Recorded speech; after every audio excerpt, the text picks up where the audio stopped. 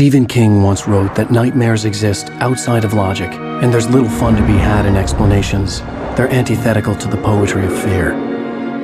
In a horror story, the victim keeps asking why, but there can be no explanation, and there shouldn't be one. The unanswered mystery is what stays with us the longest, and it's what we'll remember in the end. My name is Allan Weyk. I'm a writer.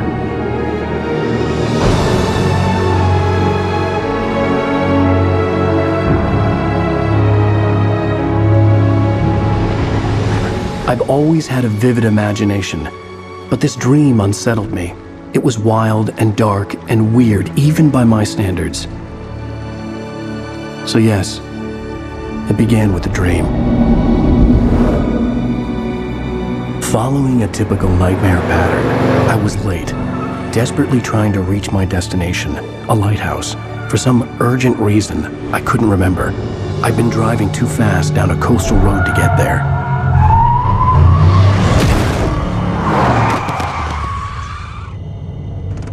I'd seen the hitchhiker too late.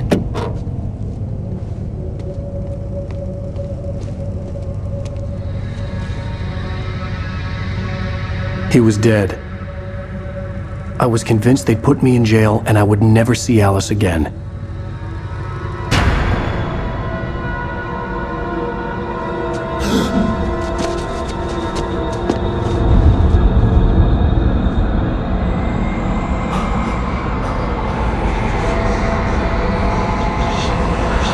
Suddenly, his body was gone. I was in shock from the crash. I could hardly stay on my feet.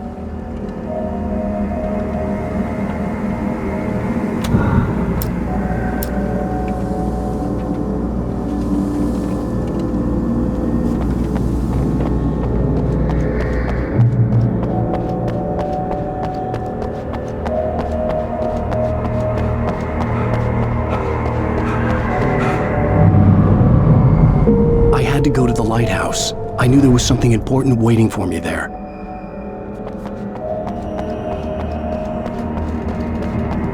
The bridge had collapsed.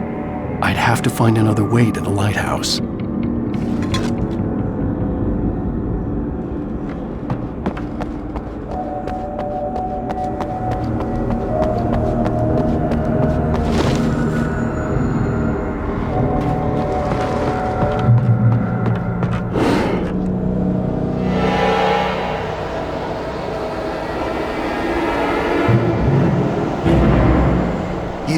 Recognize me, do you, Ryder? You think you're God? You think you can just make up stuff? Play with people's lives and kill them when you think it adds to the drama? You're in this story now, and I'll make you suffer. You're a joke. It would be a single readable sentence in your books if it wasn't for your editor. You'll never publish another one of your shitty stories, 'cause I'm gonna kill you. It's not like your stories are any good. Not like they have any artistic merit. You're a lousy writer. Cheap thrills and pretentious shit. That's all you're good for. Just look at me. Look at your work.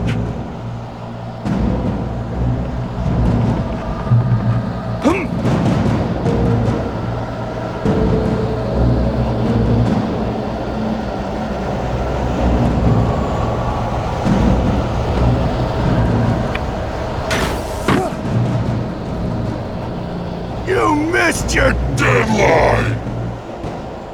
Damn.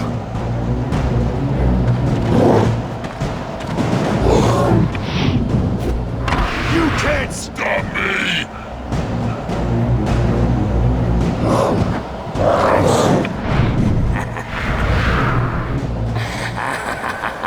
I realized that the hitchhiker was a character from the story I'd been working on. How does it feel to die by the hands of your own creation?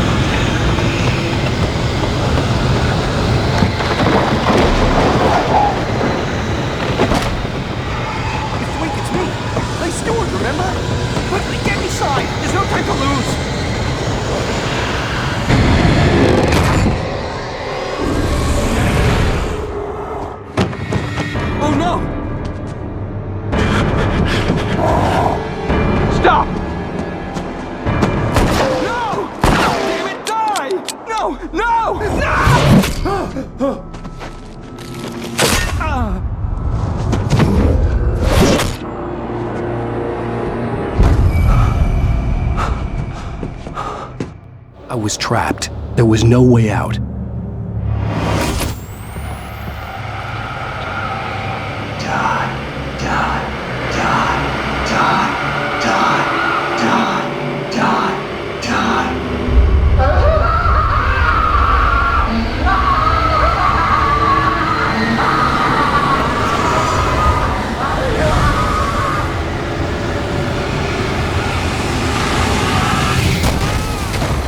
Was a death trap.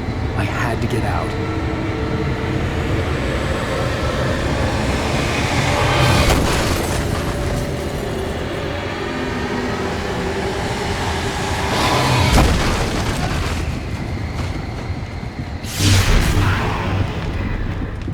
Follow the light.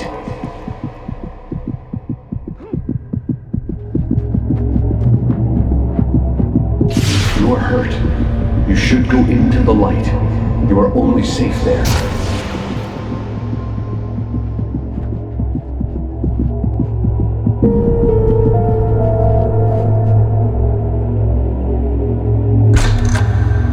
Well done. I have something important to tell you. It goes like this. For he did not know that beyond the lake he called home lies a deeper, darker ocean green, where waves are both wilder and more serene. To its ports I've been. To its ports I've been. Do you understand? No. Follow my light.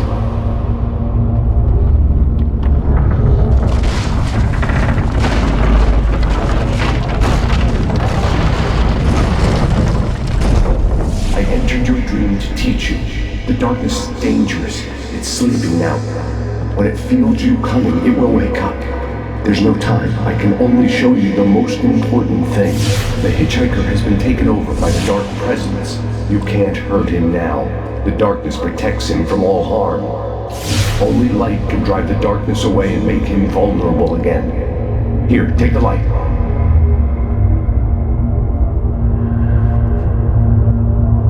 Pick up the flash. Turn your flashlight toward him and burn the darkness away.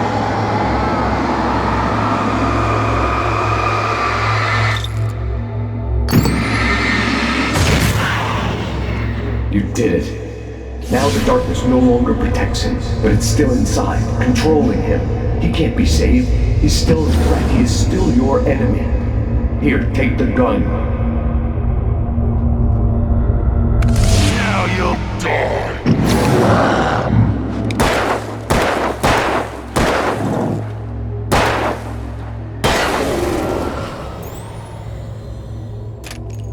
Good. You've done well. Remember what I've taught you. That is all. I will give you back your dream now. In the nightmare, a terrible darkness was taking over the world. The lighthouse was the last safe place on Earth.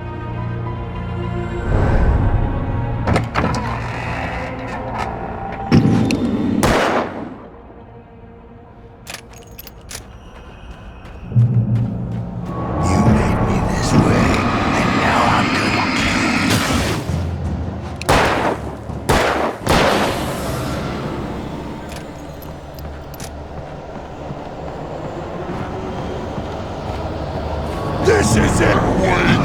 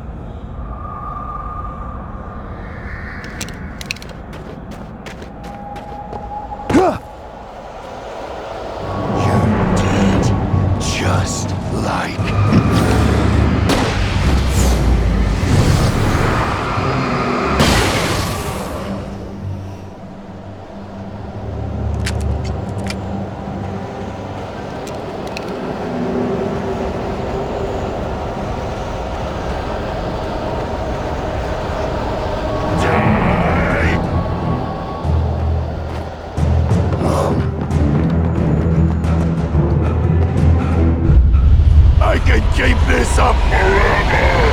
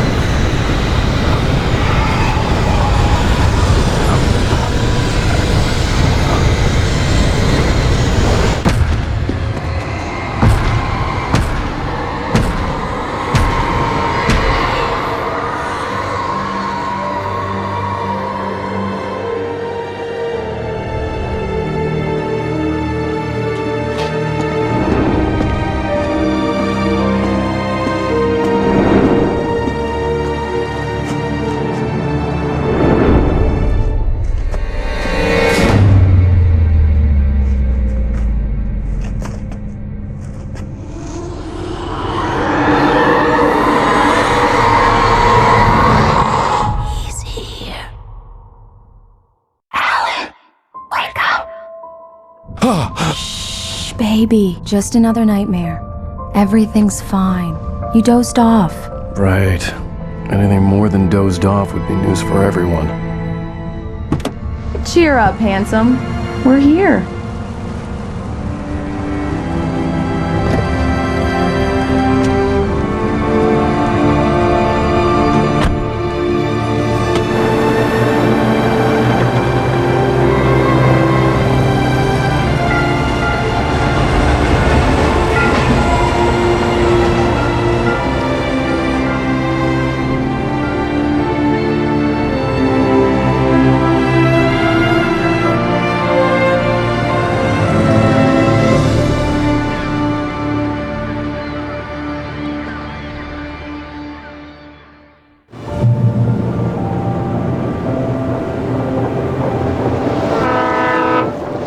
Let's act like we're on vacation. Go stand next to that old gentleman there. I want a shot of you with the town in the background. Sure. I'll even give you a title for the shot. A city boy, moments before he got eaten by a bear. Hi. Hello there. You picked a good time to visit our town. Deerfest is just 2 weeks away. Deerfest, huh? Did you hear that, honey? You have a lovely wife. If you don't mind me saying. I'm Pat Maine, by the way. Nice to meet you. Yeah, I'm Alan Wake. I won't pretend I don't recognize a famous writer such as yourself, Mr. Wake. A pleasure. I'm an avid reader myself. I hope this isn't too presumptuous of me, but I'm the night host at the local radio station.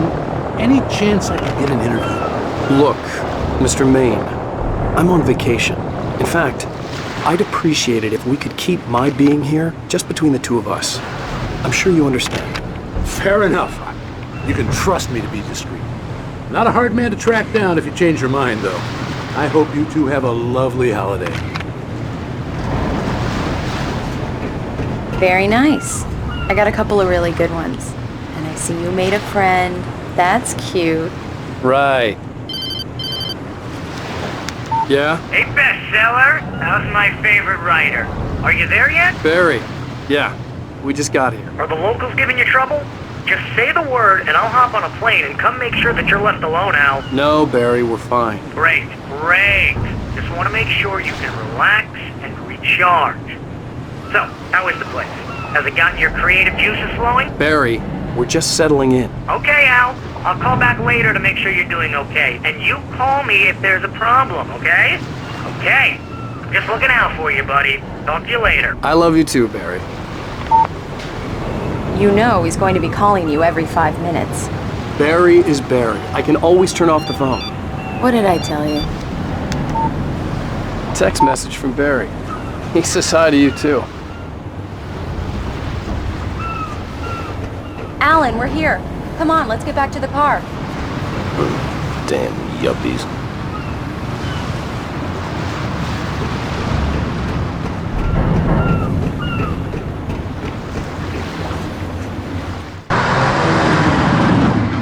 We need to stop at the local diner to get the cabin key from the landlord, a Mr. Carl Stuckey. He's waiting for us. I'll go fill her up while you get the key. I'll pick you up here in, say, 15 minutes? Sure. Alan, thank you for coming here with me. I love you too. Go on. I'll promise to behave.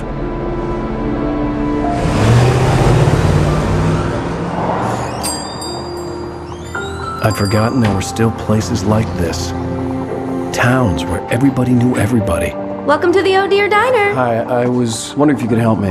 I'm looking for... Mr. Wake. Alan Wake. Oh, God! I am your biggest fan. I know people say that all the time, but I really am. I'm glad to hear that. Rose. Rose, I'm looking for Mr. Stuckey. Carl Stuckey? Carl? Of course, Mr. Wake. He must have gone to visit the restroom. He'll be back in a moment. I can't believe it. I've got all your books. I got the cutout from the bookstore when they took it out of the window. And you keep it here. Well, okay. Good for you. Do me a favor, Sonny. I could really use a tune right now. Coconut, number 6 in the jukebox. I'd do it myself, but both of my legs have gone to sleep. Bad circulation. Yeah. Are you serious? Coconut again? You disgust me. Call yourself a rocker. Unbelievable. Ha!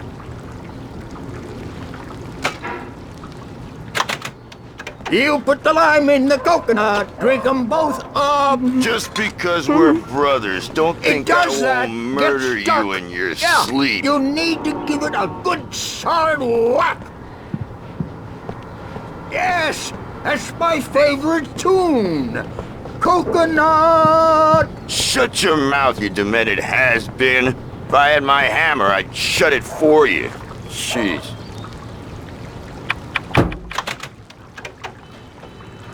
Tune number 6 in the jukebox. Now that's what I'm talking about, yes! This Don't is it. go in there, young man. You can hurt yourself in the dark. I think I can handle it, ma'am. I didn't want to wait. I wanted to find Stuckey, to get the key and get out as soon as possible. The waitress was giving me a headache. Overeager fans always did.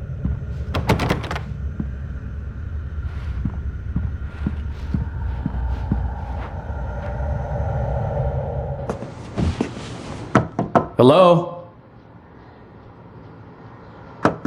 Mr. Stuckey? Carl couldn't make it. Unfortunately, he was taken ill. But I have the key for you and instructions on how to get to the lake. Okay. I wish you a good stay in my cabin. I'll come by later to check how you've settled in. And to meet your wife. I insist. Thanks.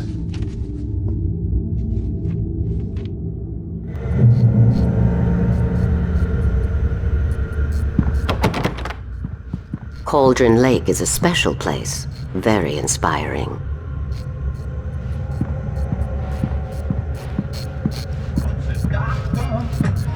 You got lucky this time, young man. You can hurt yourself in the dark. This really ought to be fixed, and then I must remind Sarah to change the light. Even that sounds better than your singing. Are you all right? The Andersons, they're, local musicians. We're waiting for Dr. Hartman to come pick them up. They wandered off from his clinic at the Cauldron Lake Lodge. Bye, Mr. Wake. Mission accomplished. The key and the directions. My hero.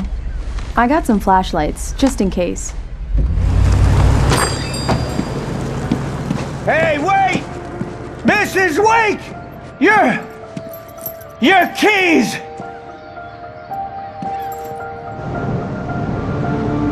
That diner was a real nut house.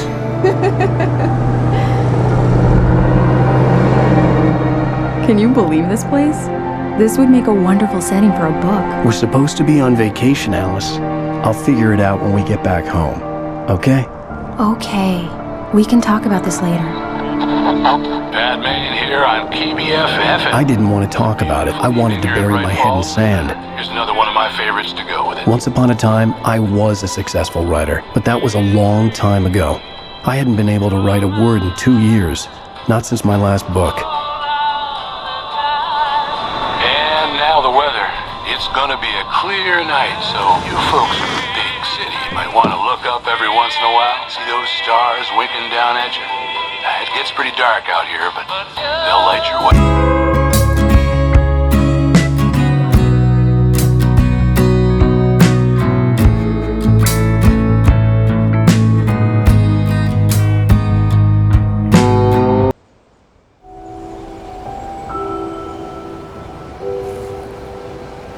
Wow. It's gorgeous, Alan. It's something, all right. Don't worry, honey. I'll get you inside safe and sound before it gets dark. And I've got the flashlight. I know. I'm okay. Alice had a phobia. The fear of darkness. I wanted to make sure we were inside with the lights on before sunset.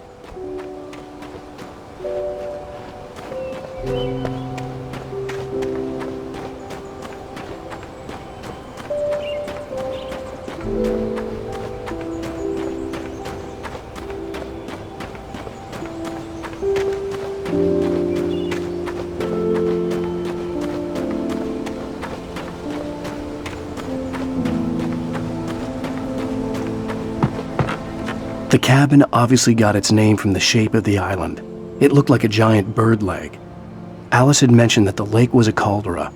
There was a dormant volcano under it.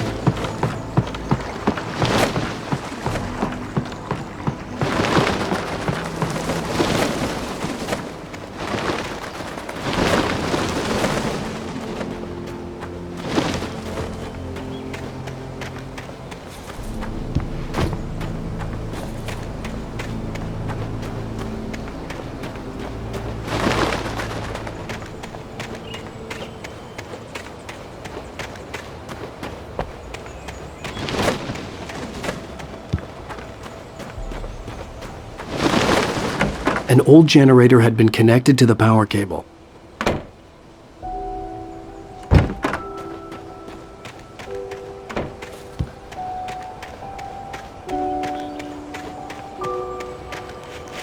Alice had told me about Cauldron Lake Lodge. The old building used to be a hotel, but these days it was no longer open to the public.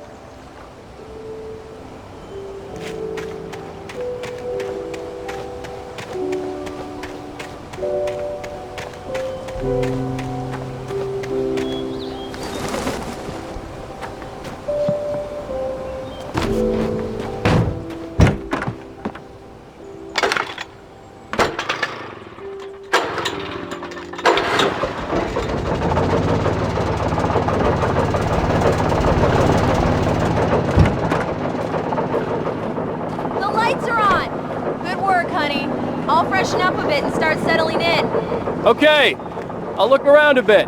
Sure thing. Have fun.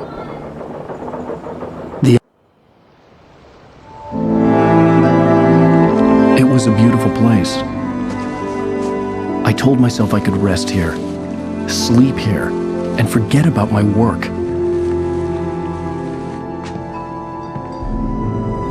I thought we could be happy here.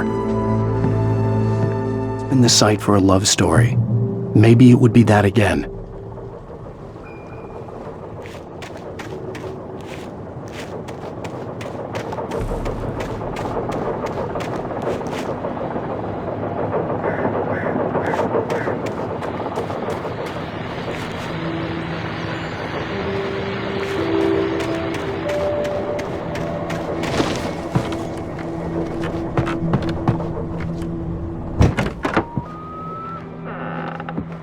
Alice? Honey?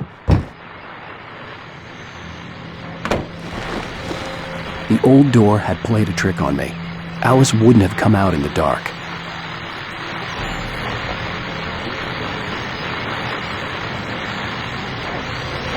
The Deerfest guests have already started to arrive. Just ran into one on the ferry. A famous artist, no less, but we'll see if we can rope him into an interview later on. Now, let's go to the phones. Caller, you're on KBF-FM. Hi, Pat. It's Rose. Why, hello, Rose. What's on your mind? I know who that famous artist was.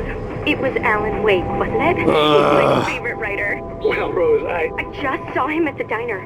Oh, I am so excited he's here. I'm sure he's glad to be here, too. Well, folks, I guess the secret's out. This is Pat Maine on KBF-FM.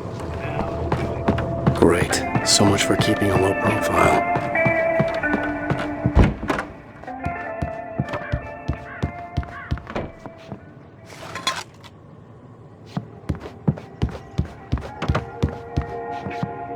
Alan, I'm upstairs. I have a surprise for you.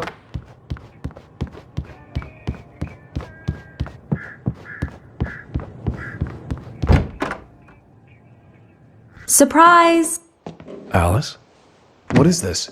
I guess I have a small confession to make. I thought maybe you could write here that a change of scenery would get you past... Damn it, Alice! Everyone keeps... Hey! Just hear me out! There's a local doctor, Dr. Hartman. I read a book of his. He has a private clinic here. He specializes in helping artists. Maybe... So now you want to get me committed? No! It's not like that. That's not... Alan? Just don't! I don't want to hear it! God damn it, Alice!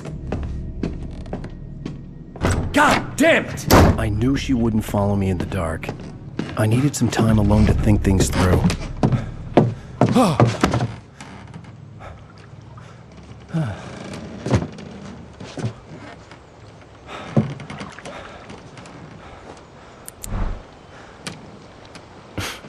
Damn it.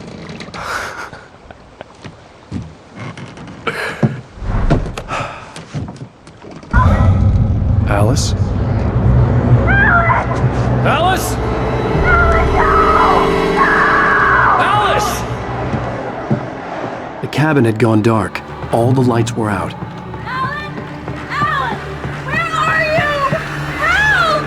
Alice, I'm coming!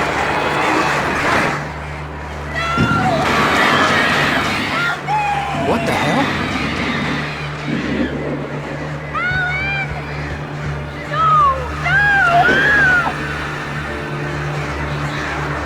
Stay away from me! Alice? Alice?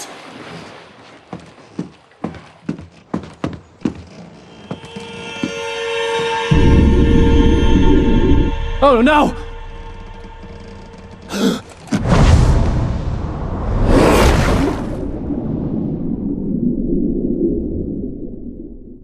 Keep going. Wake up. Alice?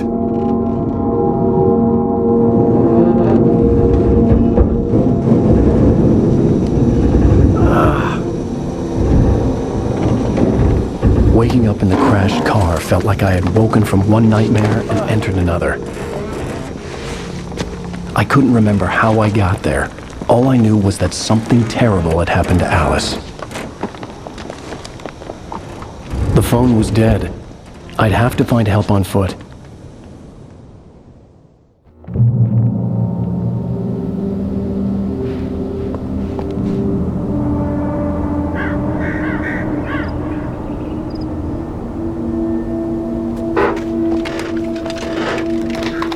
Among Alice's things was a book, The Creator's Dilemma, by a Dr. Emil Hartman. Seeing the book brought back my fight with Alice. I didn't like it, and I didn't like the guy's smug face on the cover either.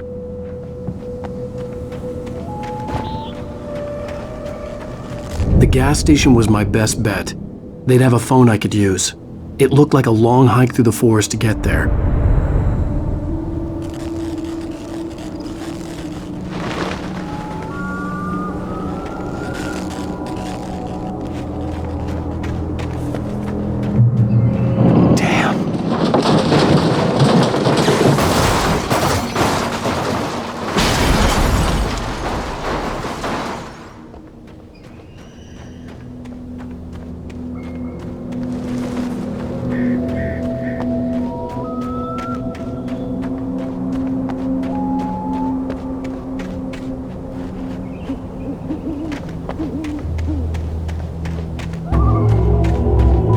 Hello?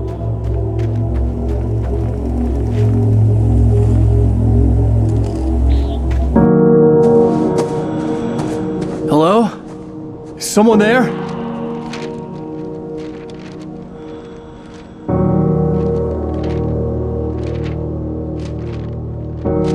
The loose sheets of paper were pages from a manuscript entitled Departure. That was the name I planned to use for the next novel I had never gotten started. I was named the author. I hadn't written it. I couldn't remember writing it. In the scene on the page, the hero was attacked by an axe murderer in the woods at night.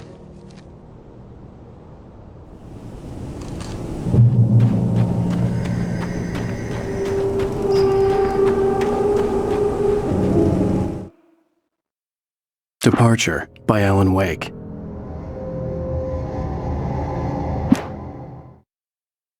The man turned to face me. His face was covered in shadows. It was hard to make him out in the darkness of the forest that surrounded us, but the axe he lifted was plain to see. It glistened with the blood of his victim. He grinned madly. The shadows were alive, distorting his features. It was a scene from a nightmare, but I was awake.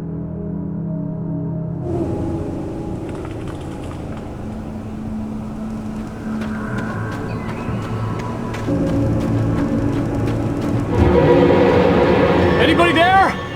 Please, I've been in an accident.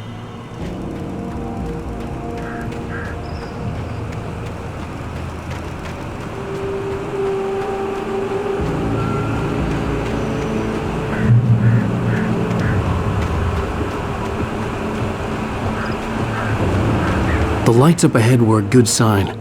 Maybe I wouldn't have to hike all the way down to the gas station to find a phone.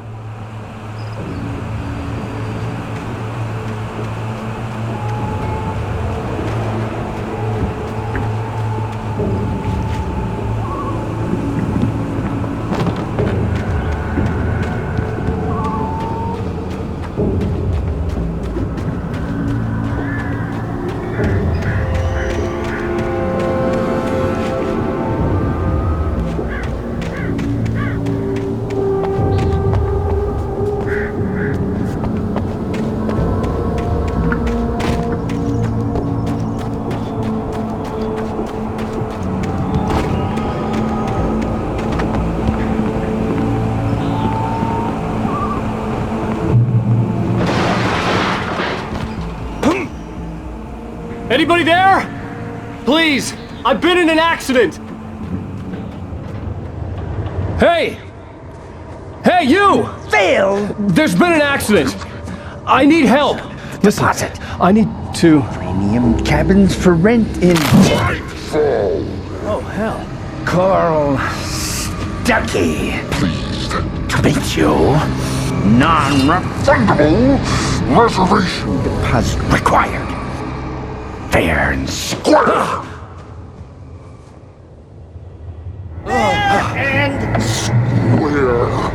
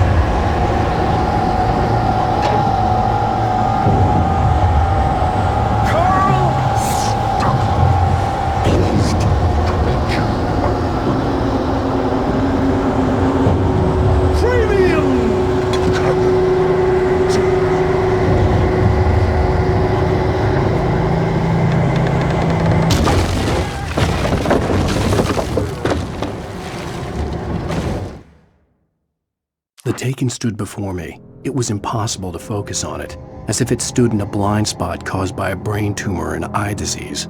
It was bleeding shadows like ink underwater, like a cloud of blood from a shark bite. I was terrified. I squeezed the flashlight like my life depended on it, willing it to stop coming any closer. Suddenly something gave, and the light seemed to shine brighter.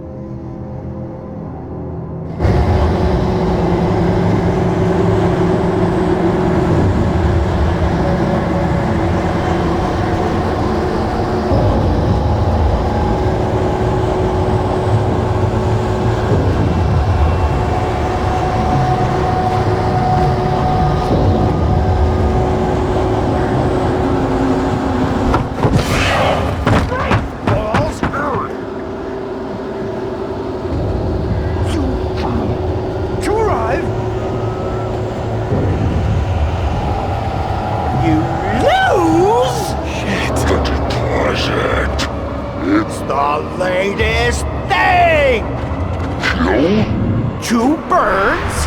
Incontestably Proven! I had to figure a way out of this. Any second now, and Stucky would be knocking on the door with his axe like Nicholson in The Shining.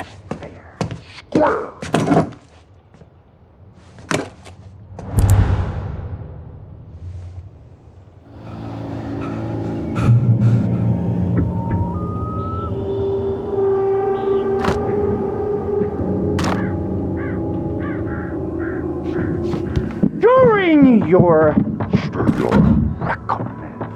trying walking, it's the latest thing. Incontestably proven health benefits let you kill two birds with one stone. You can see the sights and keep those cholesterol levels down at the same time. Yes! Braight Fallz Sheriff Station. How may I... Hello?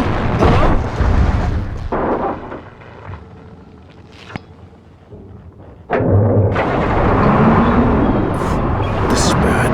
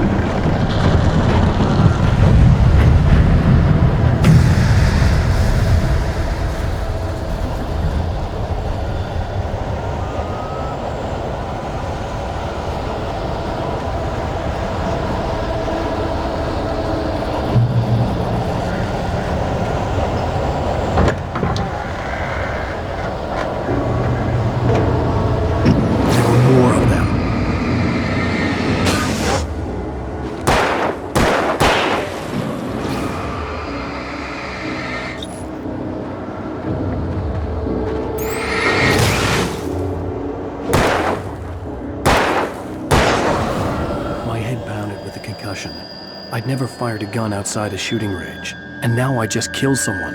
Or something. There were no bodies. They just disappeared. If I was dreaming, it felt real enough to make me sick.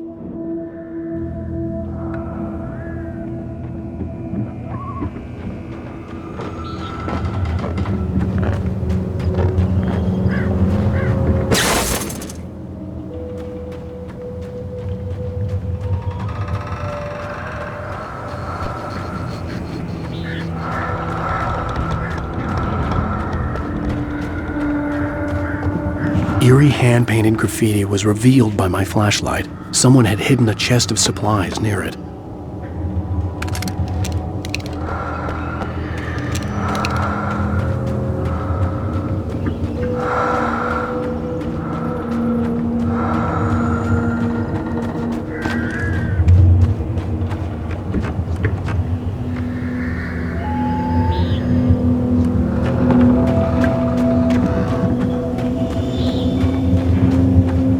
The dark forest was the last place I wanted to go, but I had no choice. I had to get to the gas station.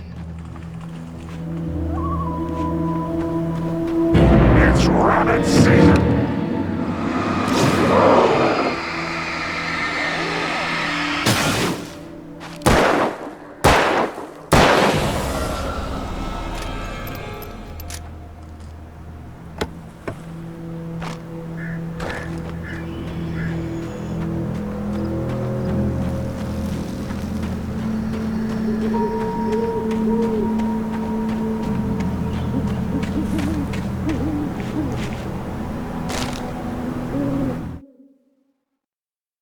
Rose knew she had been gushing, but right now, she didn't care. As far as she was concerned, her brief meeting with Alan Wake was literally the high point of her life. She watched as he got in the car with his wife. She was pretty, confident, at ease with Wake. Not like Rose. They were perfect for each other. She'd have given anything to be called their friend.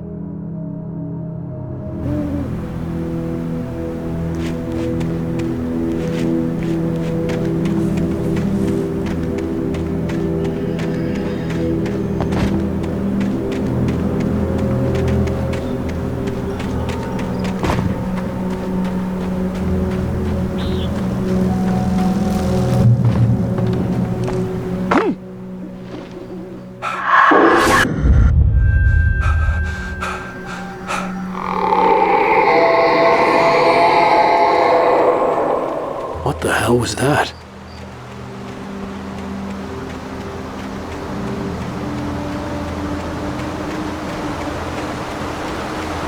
When I saw the river below, something uncoiled itself inside my head. I realized that I'd have to find a way across. I didn't even want to look at the water.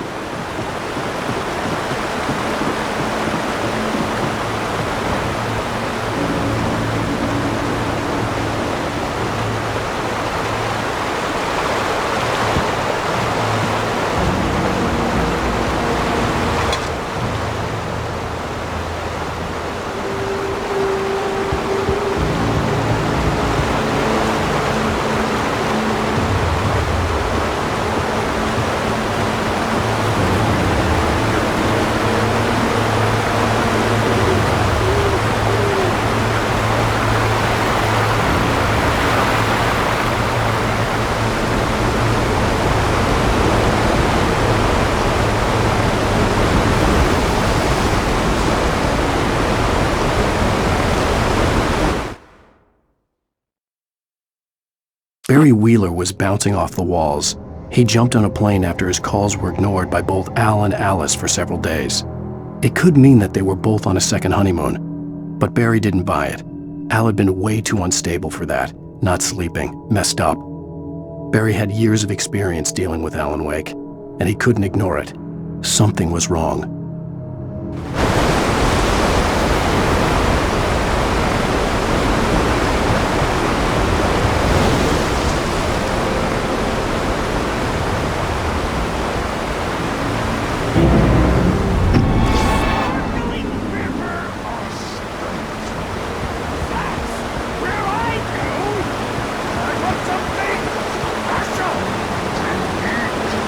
Stucky was still out there, in the dark, stalking me.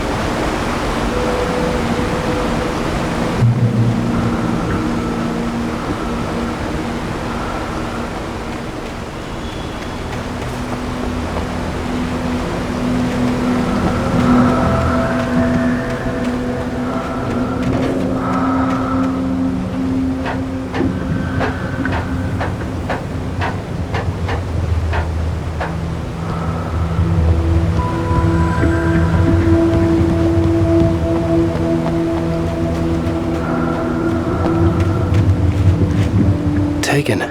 They're taken.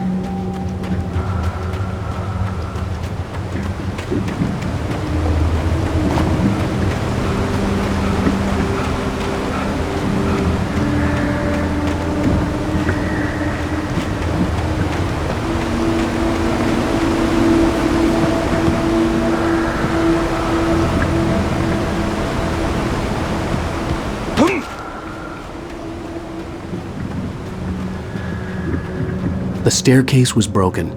I had to make my way up some other way.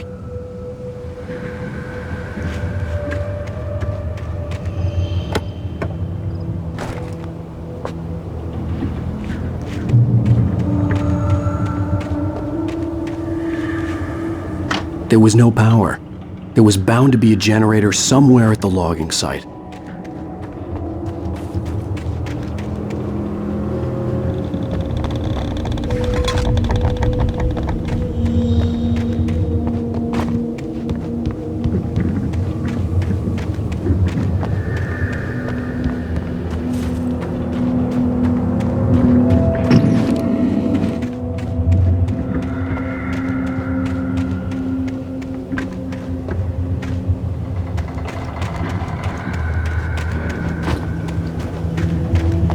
With all this forestry equipment around, there had to be something I could use to reach the top.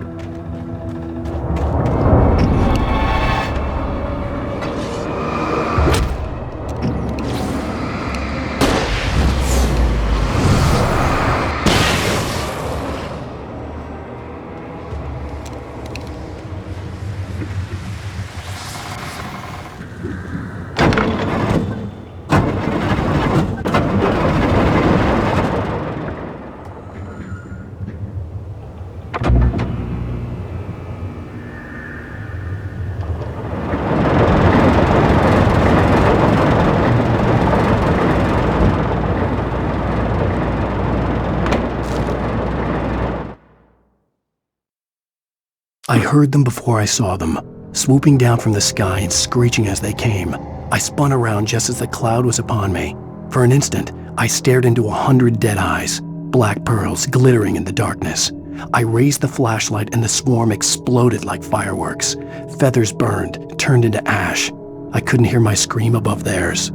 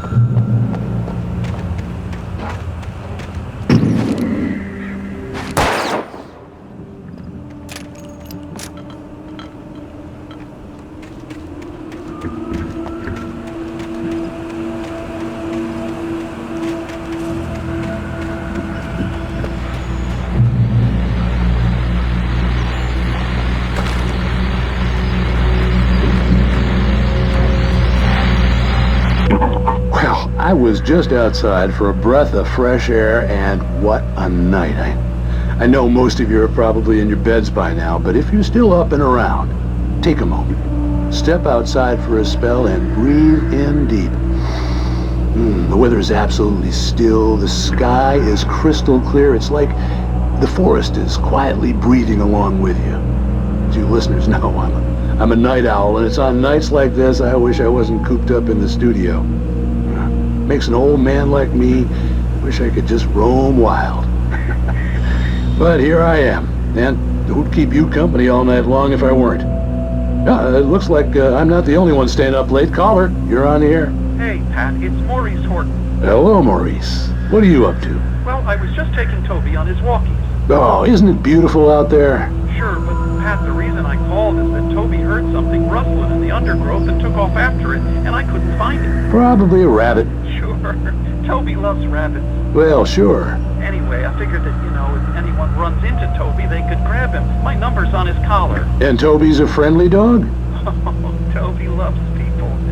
Usually he comes back, but we were pretty far from home, and it sounds like he went pretty wild there. Great dog, but he was just too dumb for his own good. Well, Maurice, it's out there now. Hope Toby comes home soon. Yeah, thanks, Pat. You have a good night now.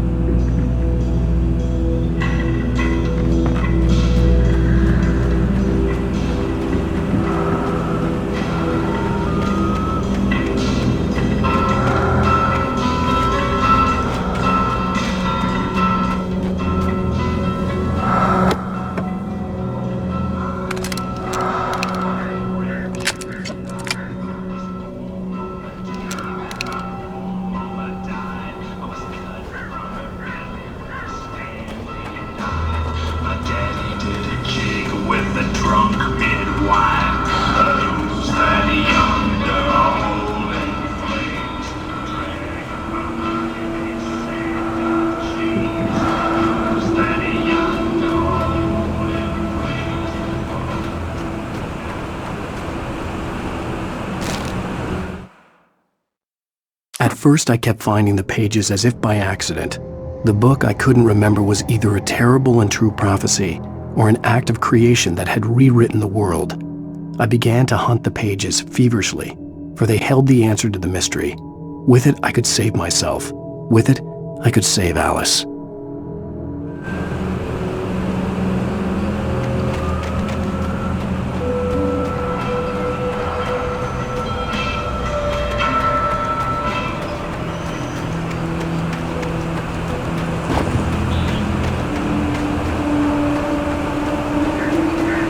The gas station was closer now, its light welcoming in the darkness. Paul makes the best dogs in the state. Belly Burster is the best with no contest. Monster Dog is second best. The famous dog is...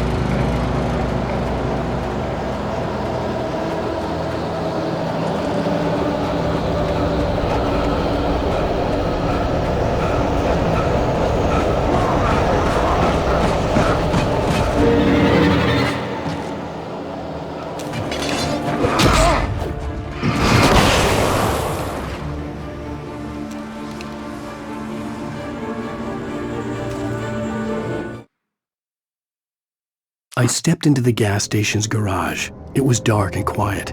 The place was a mess. It looked like someone trashed the place or that there'd been some kind of fight. Light spilled into the room through an open door at the back, and I made my way toward it. Without any warning, I was blinded by a bright light. An old portable TV on the shelf had come alive by itself. Impossibly, I could see myself on the screen, talking like a madman.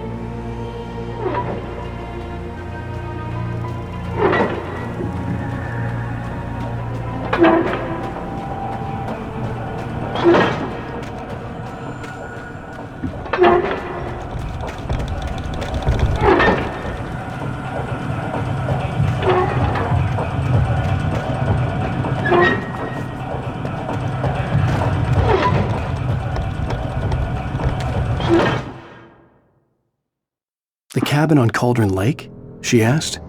The sheriff looked at me suspiciously. The early morning light flooded through the office windows. I would probably never have gotten out of the woods alive without her help, but I couldn't tell her the truth of what I'd faced the previous night. She'd think I was lying or crazy. She'd lock me up, and she wouldn't help me find Alice.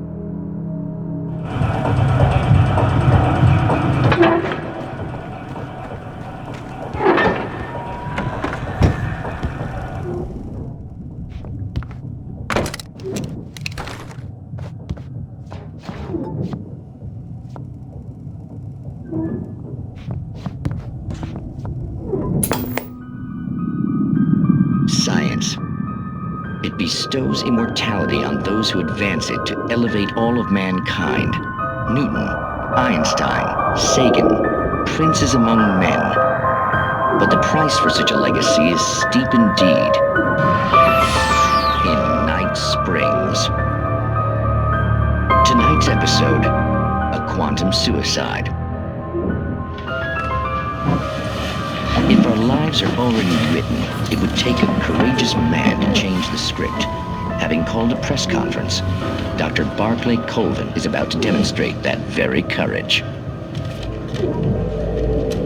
Ladies and gentlemen of the press, I am Dr. Barclay Colvin, and I'm glad so many of you could join me here at the Moorcock Institute.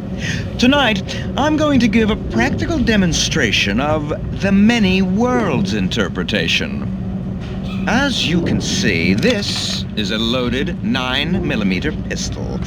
It shall be part of a thought experiment. And now, a real experiment, known as a quantum suicide. Did he say suicide? Is that a real gun? He's kidding, right? Please, stay calm. There is no risk. Observe what occurs when I place the weapon against my own forehead. Now, you might think this round is merely a dud. Not so. Observe the flower pot. And yet, I myself cannot be harmed with this gun. With each pull of the trigger, 2 new realities branch off. One in which the weapon didn't fire, and one where it did. With my machine here, I have ensured that this reality is always the former. I have bestowed upon myself quantum immortality.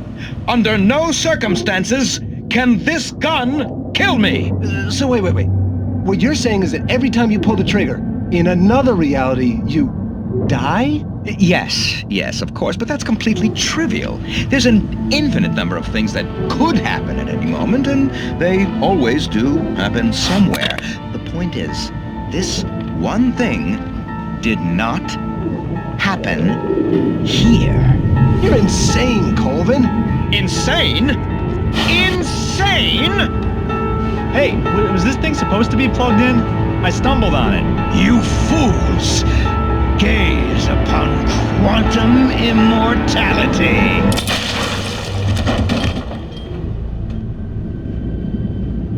Poor Dr. Colvin, felled by his own hubris or the ignorance of the masses. Perhaps he should have left the crate unopened, the decaying atom unobserved. Curiosity often kills the cat in Night Springs.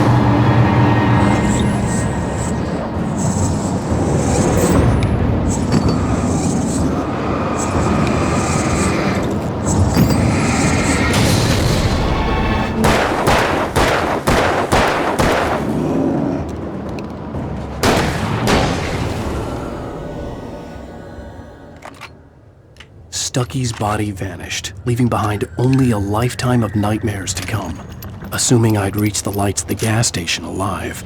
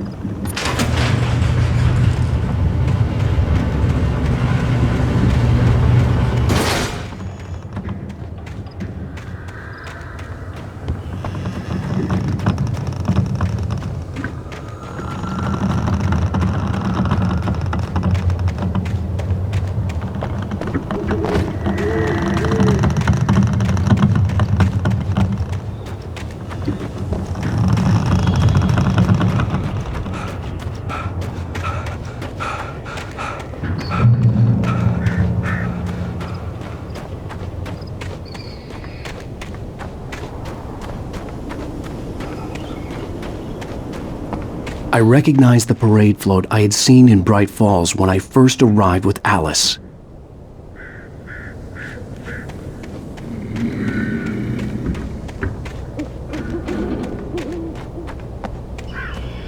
After the insanity I had just experienced in the darkness, the lights of the gas station felt comforting.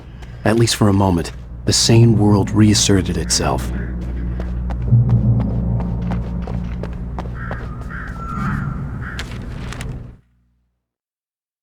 Stucky spat on the garage floor and tried to shake the cobwebs from his head. Ever since the couple never showed to pick up the keys, things had been fuzzy.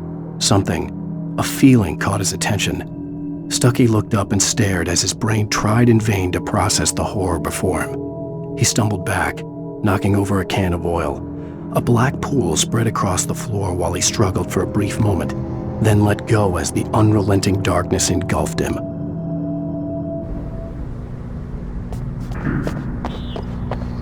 The Deer Fest had been 2 weeks away when we arrived.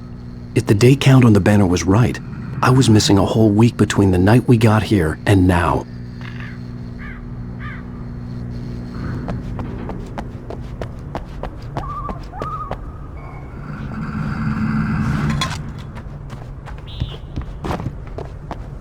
I had to get inside the gas station to find a phone to call for help.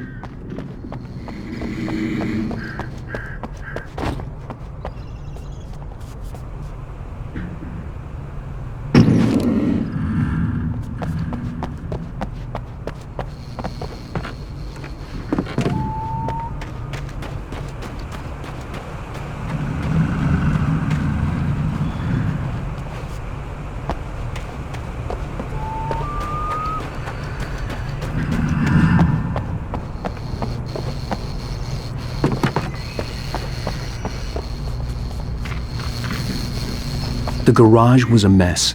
It looked like someone had trashed the place, or that there'd been some kind of fight. I'll write. I'll keep writing. Outside there's only darkness. Outside the cabin, outside the story, there's only darkness. I can feel her presence in the dark. Just now, I could smell her perfume in the room. I'll reach her, I'll fix it up. I'll bring her back. The story will come true. If I stop, she's lost. I don't believe this. It'd been me on the TV, talking crazy. Was I losing my mind?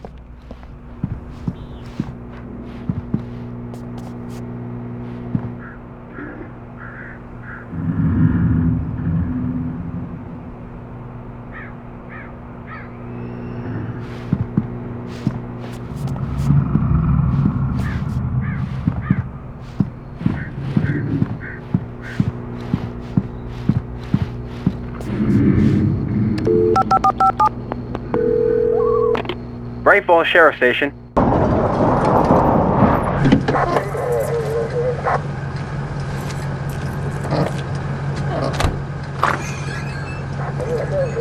Oh. Thank God, Sheriff. Sheriff Sarah Breaker.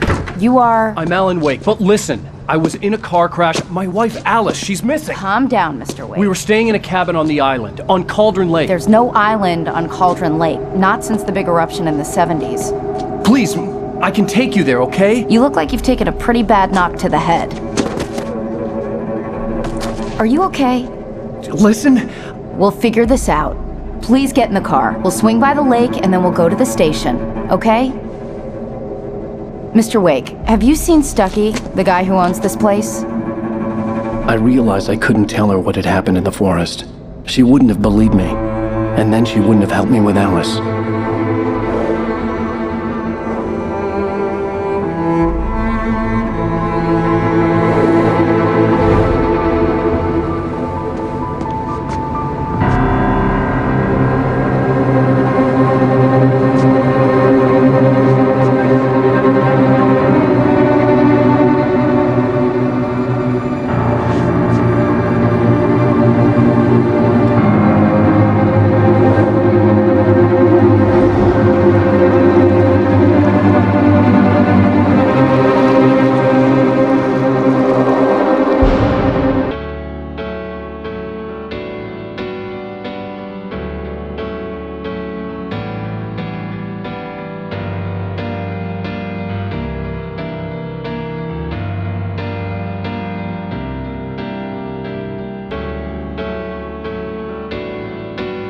On Alan Wейk.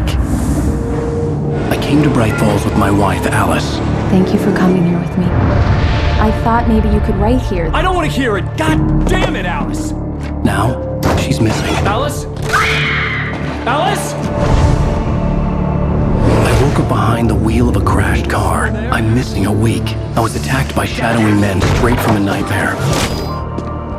The sheriff took me to the lake Alice and I had stayed at. But the cabin had disappeared.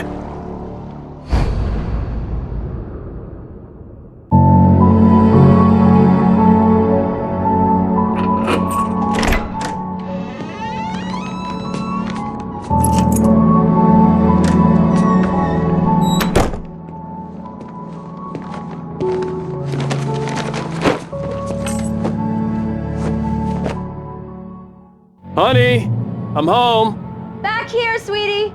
How was it? Worst weather I've ever seen. You should put some coffee on. It'll warm you up.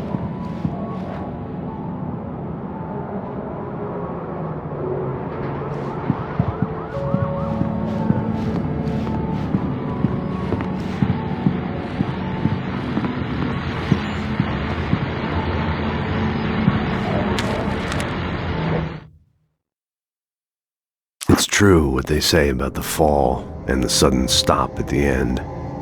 I'd lain here in the snow while the lurid chain of scenes that had led me here kept playing in my head. A rerun of my own private snuff movie, a memory of my corpse, alone at my own wake, thinking in metaphors again. The femme fatale was gone, only a sour taste remained of the kiss that killed me. This was a late goodbye. 13 years after I'd gotten my revenge, it had finally caught up with me. It had been a long time to bear the pain. My blood painted the snow red. A gruesome slushy dissolved all the scattered painkillers and leisurely dripped down to the sewer, mingling with the bile of the city, becoming one with it. I can see them now. My wife and my baby. Honey, I'm home.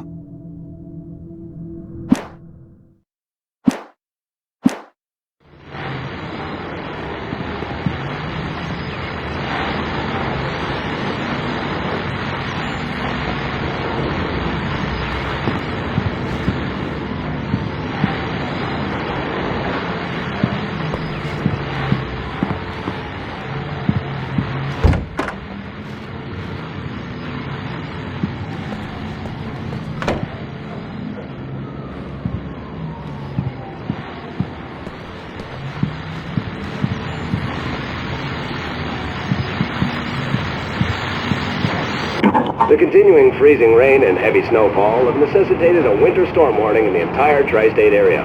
People are advised to stay indoors, as many roadways are already closed, and city officials are not expecting snow crews to keep up with the weather. We're now on the 3rd day of the blizzard, and the weather is not expected to clear up anytime soon.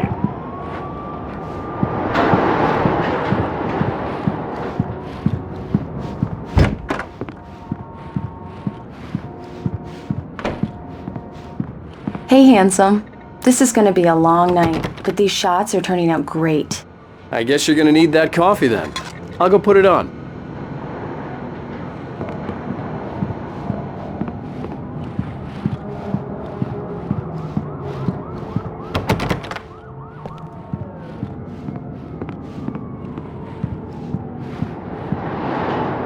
Coffee's on.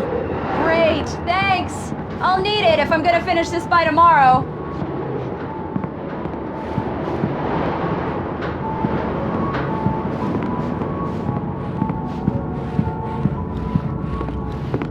Oh, hey, I just finished those cover mock-ups. They're on your desk. Tell me what you think.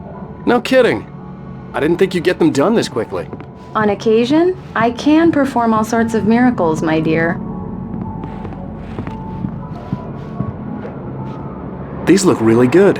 Oh, sure, until Barry gets his hands on them. Which, by the way, will happen over my dead body.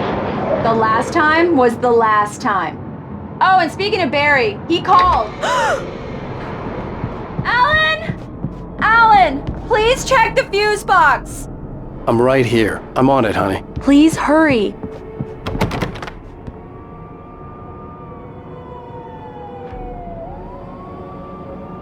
Honey, it's a power outage. I've got the flashlight. Okay, hi. You okay? I'm sorry. It just really spooked me. Don't worry. We'll just break out the candles. I know it's stupid, but it's just... Especially when I'm not prepared for it, you know? It gets to me. I love you. Tell me a story, writer. Okay. I used to have these nightmares when I was a kid. The dark really spooked me, too. When it got really bad, my mom gave me this old light switch. She called it the clicker. The clicker, huh? Yeah. If I ever got scared of the dark, I could just flip the switch and a magic light would scare the monsters away. Oh, sure. Here it is. Alan. Maybe it'll help you, too. Yeah, nice story, writer boy. You made that up right now, didn't you? No. Seriously. I love you, even if you are a liar. Thanks for this.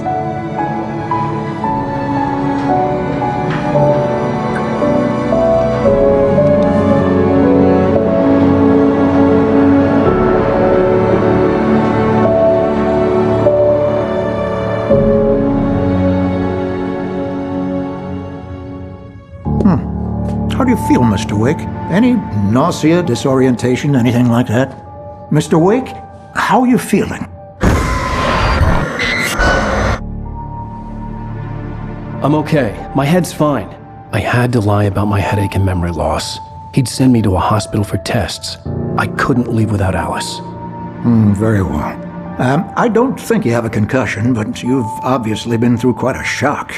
You should take it easy for a couple of days. Thanks. Well then, Mr. Wake, we're done here.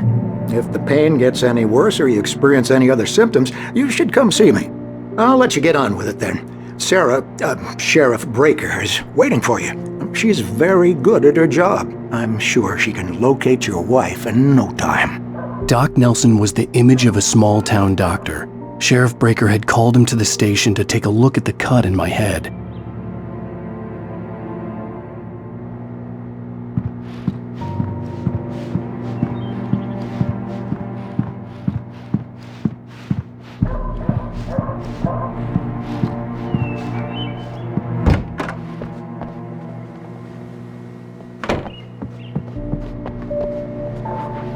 Thank you for testing the lights, Miss Weaver.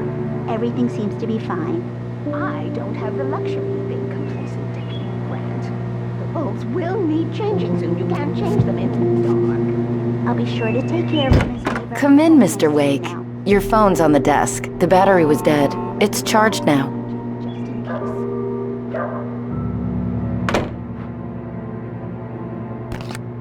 Have you started looking for my wife yet? My men are already on it. Now, can you tell me what happened? I'm not sure. I can't remember. We were arguing. I walked out of the cabin. The cabin on Cauldron Lake? How did you end up at Stucky's gas station? I wanted to tell her what had happened last night, but I couldn't. She'd lock me up. Excuse me, I need to take this. Hello? Alan, please help me. Alice? Stop talking to the law. You'll do exactly what I say if you ever want to see your wife again. Who is this? Go to the back lot. There's a hole in the fence on the left. Look inside the junker. I left a little something there to convince you we're all on the same page here. After you ditch the cops, you're gonna meet me in Elderwood National Park. There's a spot called Lover's Peak. Midnight. Don't do nothing stupid, pal. We're watching you. I need some fresh air. Can I go out? In the back, maybe? Of course, Mr. Wake. I understand. You can get there through the cells. Deputy Grant can show you the way. I'm sorry. All of this, it's just a lot to take in. Take your time, Mr. Wake. I understand. Can I ask you what the call was about, Mr. Wake? It's personal. Well, we are looking for your wife, and I'm going to need your cooperation if I'm going to help you. I need a moment, after I get some fresh air. Okay, you can find me here. We'll talk when you feel up to it.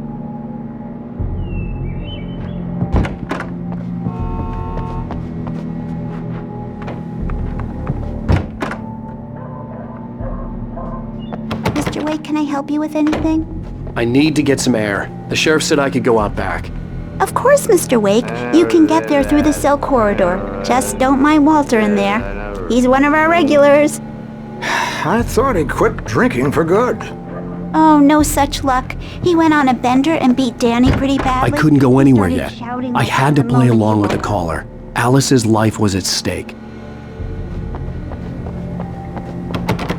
Hey! Hey! I need more light in here. God damn it, more lights.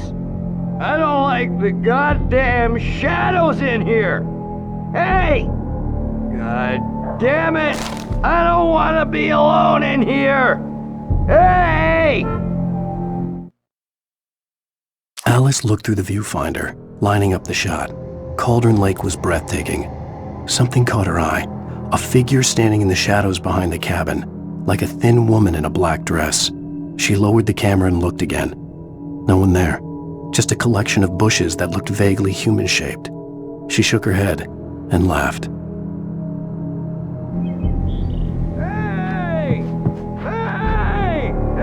Yeah, it's Mulligan here.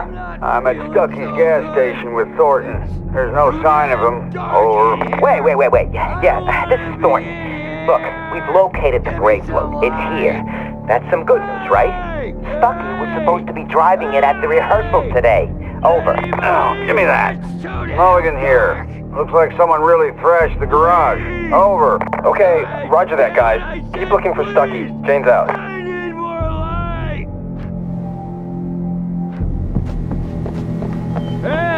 Hey, mister!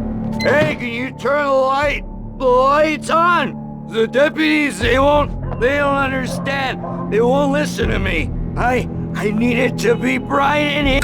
Thank you, man, thank you. Hey, you're all right. You're a good guy. Don't let anybody tell you different. You know, I shouldn't even be in here. The cops, they got it all wrong, see? Sure, I beat him up, but I wasn't drunk. I mean, I wasn't drunk at the time. I only got drunk afterward. Okay, listen, you gotta listen carefully now. Here's the kicker. That wasn't Danny. No, sir. It only looked like him. You wanna know who it really was? I'll tell you who it really was. It was a goddamn space alien! I know it sounded like something a drunk would say, but believe me, I wasn't drunk then.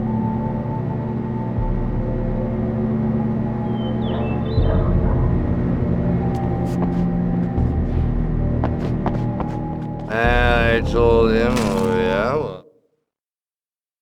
In spite of its human mask, to describe the dark presence as intelligent would have implied human qualities on something decidedly inhuman.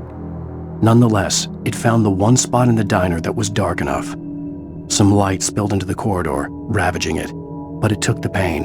Horrible as it was, the writer would soon fix that. He would be coming to the one place where it still had power.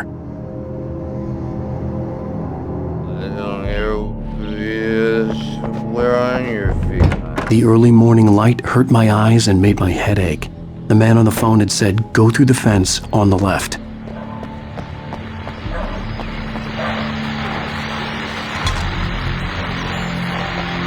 Well, folks, it's been another long night, and it's about time for me to sign off for a while. God knows I need my beauty sleep. Just one more item before I go. It's been a busy night for the Sheriff's Department. We've had a few broken windows, even a report of shots fired on Main Street. Deputies Mulligan and Thornton had to deal with two intoxicated young men who were celebrating the completion of their Deer Fest float. Now, folks, we get this every year. I know it's exciting, the big day's almost here, but let's save it for the party and leave the gunplay for the shooting competition, huh? There's no point in getting all worked up yet.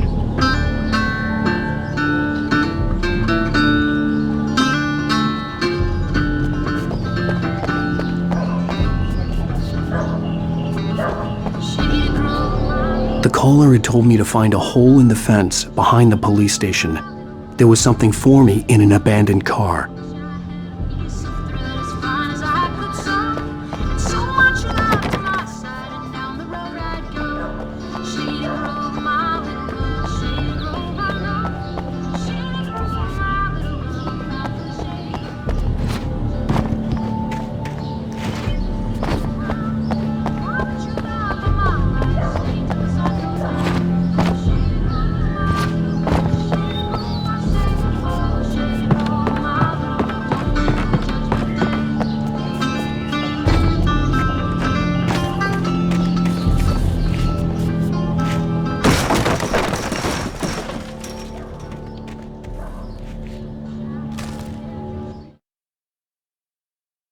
The kidnapper fired his gun one last time, and the shadow vanished into the darkness it had come from. See? Nothing to it, Wake. The thought of Alice in his hands was revolting. We stood on the wooden platform of Lover's Peak, the waterfall on the mountain behind us, the lights of the radio mast blinking red in the heights above. I fought with the urge to take a swing, force myself to speak. Let's cut the act now. Where's my wife?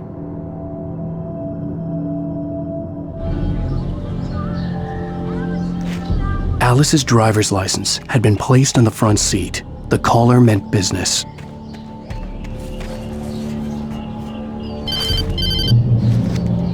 Barry? Ow! Ow! Thank God! Where the hell have you been? I've been trying to reach you for a week, you and Alice. Oh, I've been worried sick. I flew out yesterday. I'm here in Braight Falls. Barry, listen to me. I'm at the sheriff's station. Come and get me. I can't talk now. Al, what the hell is going... I had to get the sheriff to let me go. I needed to get to Elderwood National Park to meet Alice's kidnappers.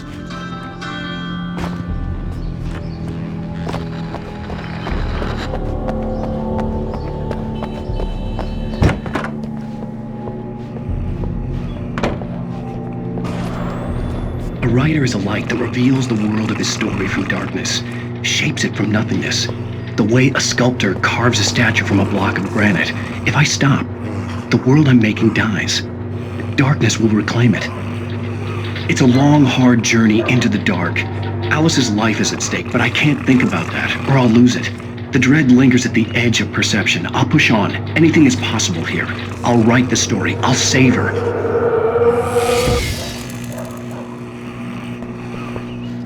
Marvelous, Sarah. I just wanted to settle all the damage the Anderson brothers might have inadvertently caused. Are you feeling any better, Mr. Wake? I'd like to leave. Am I free to go? Well, we still need to talk about... Am I under arrest? No, of course not. But I need to know where you'll be staying so I can get in touch with you. I'd avoid the motel. The Majestic is known for its roaches. The cabins at Elderwood are pretty nice, though. That sounds perfect. I'm Dr. Emil Hartman.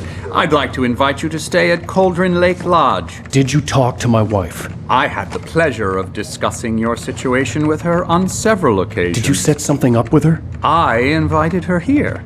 My clinic is a place where... Oh, hey, oh my. Take it easy. Hey, nobody move! Get your hands off of my client! Who are you? I'm Barry Wheeler, his agent. If you have business with Mr. Wake, you talk to me. You yokels won't know what hit you once I sick my lawyers on your asses. No harm done, Sarah. I'm all right. I don't want to press charges. Mr. Wake, my offer still stands. Get me out of here. What the hell was that about, Al? We don't need a replay of that thing with the paparazzi. I thought they were gonna lock you up. I had to talk to someone. I told Barry everything. He thought I was certifiable, but when he heard about the manuscript, I had him. The fact that I'd written something, even if I couldn't remember it, was enough for him. He smelled money. And he believed that Alice had been kidnapped. Anything beyond that was another story. I had a midnight appointment with the kidnapper in a place called Lover's Peak, somewhere in Elderwood National Park. The plan was to rent a cabin. I don't like it, Al. I don't like any of it. It's not good. In fact, it's the absolute opposite of good. Mr. Wake! Barry, you found him. Hi, Rose. Oh, wow. I was just thinking about you, too. Great. I was just bringing Rusty some coffee. He's on the balcony, looking after Max. Poor thing. I really need to go. Great to see you again, Mr. Wake. Later! Who's Max? What an airhead. Jeez, Mr. Takes a swing at everybody. This is not her fault. She's a very nice girl and, more importantly, a fan. She even has a fan site dedicated to you.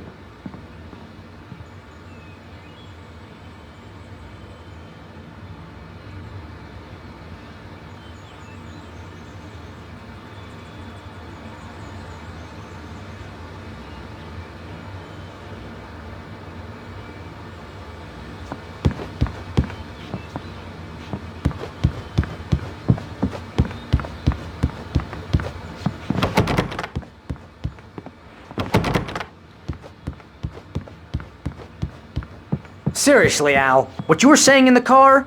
Just listen to yourself. What, you shot a guy and his body just disappeared? When was the last time you slept? What, are you high? Have you been drinking?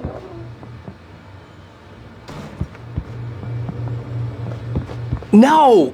Look, Barry, I'm missing a week, and someone's got Alice. Do you understand what it sounds like when you say stuff like that? Don't get me wrong, it's a good story, could be a bestseller.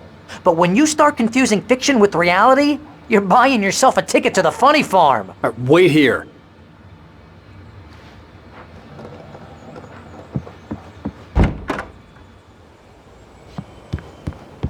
Easy there, boy. I'm almost done. Hey, Rusty, right? You rent cabins. Oh, Mr. Wake. I'd shake your hand, but mine are kind of full here. Actually, I'm sorry about this. Would you mind grabbing the registration form from the desk? It's just across from Bucktooth Charlie. Okay, sure. What happened? Crazy poachers. Max here got his foot caught in a trap. They're illegal to use here. Hell, you're not supposed to hunt within the park at all. But that doesn't stop some lowlifes. Well, at least Max is gonna be okay. He got lucky. Max is still groggy from the shot I gave him, and I'd rather not leave him alone just yet. The form's on the desk across from the mammoth skeleton. Seriously, Al, you can't just go and meet a kidnapper. Those situations always end up in disaster. You gotta talk to the cops. She's my wife, and it's my call. Can we talk about this later? No. This whole thing, Listen, you hit your head. I mean, geez, Al, come on. You gotta understand how crazy all this sounds. If you're trying to pull a joke on me, freak me out, it's working. Ha ha, let's have a laugh on Barry. Well, you had me going there real funny, Al. You can quit it now.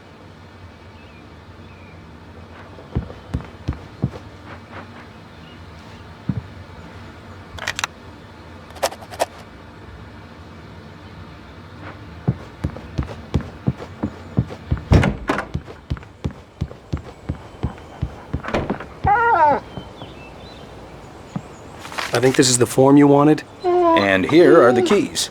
Okay, you're all set, Mr. Wake. Glad to have you staying here. Thanks. Can you tell me how to get to Lover's Peak? Oh, sure. It's at the end of the nature trail. Just follow the paths, you'll get to it eventually. It's an easy walk. Nice spot, too.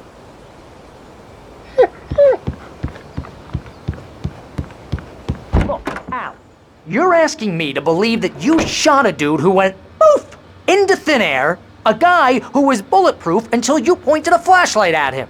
You hear that from people who end up spending time in padded rooms, strapped to their beds, wearing white shirts with too long tangled up sleeves, and eating a healthy diet of pills. Al, you make cruel jokes about people who believe that kind of stuff. You're the skeptic. You gave me an hour-long lecture on homeopathy last month. What was it? If there's no proof, it's pure bullshit. Period. Guess the laugh's on me then. Al, come on! I mean, okay, maybe something weird happened to you, okay? Well, thanks for the heartfelt vote of confidence. All I'm saying is you gotta throw me a bone here, bestseller. What would you think if it was me? There's no way you should be going out at midnight with a gun. No one asked you to come here, Barry. Either work with me on this or go straight back to New York. Your choice. Uh-huh.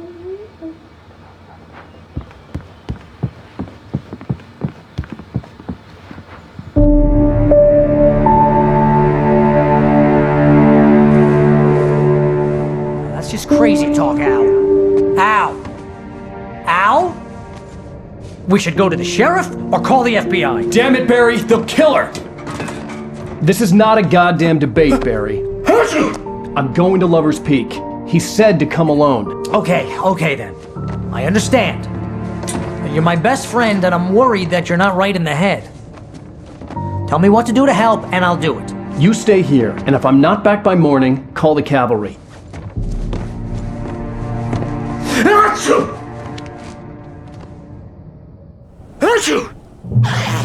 Just be careful with the natives, Al. These yokels are dangerous. Everybody hates a tourist, or it'll be deliverance all over again.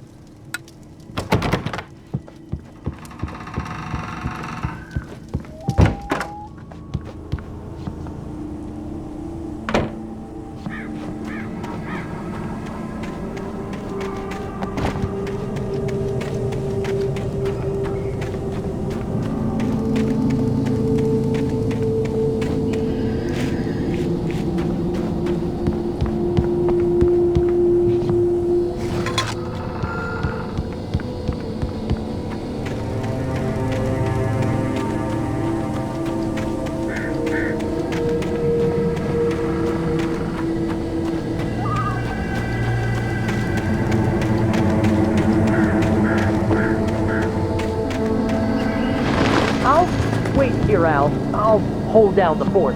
I'll be with you in spirit every step of the way, Al. Walk through the door now.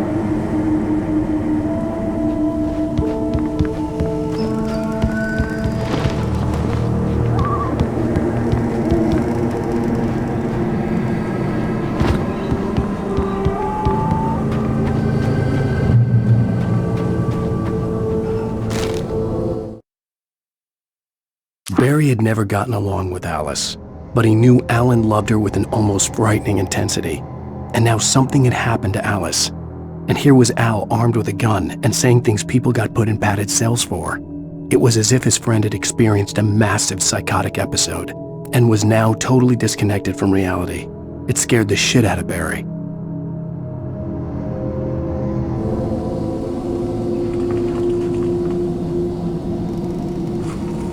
Barry had the keys to the car he rented. It wasn't a long walk to the visitor center, and it wouldn't be any use to me in the forest.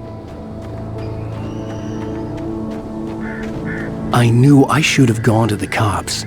This wasn't the smartest thing I'd ever done, but I was still angry with Barry for trying to talk me out of it.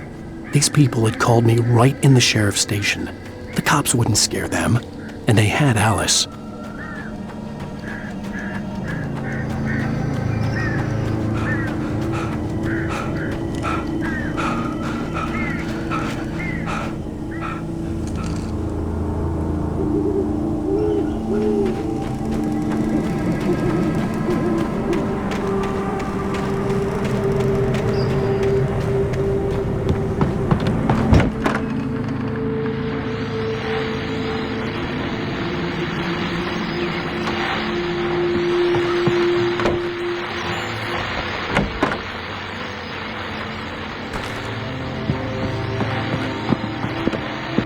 Welcome back to the show, folks. As promised, our very own Dr. Nelson has just parked his rear end in the studio. Doc, what's your Deerfest plan like? My plan? You make it sound a lot more organized than I ever seem to manage.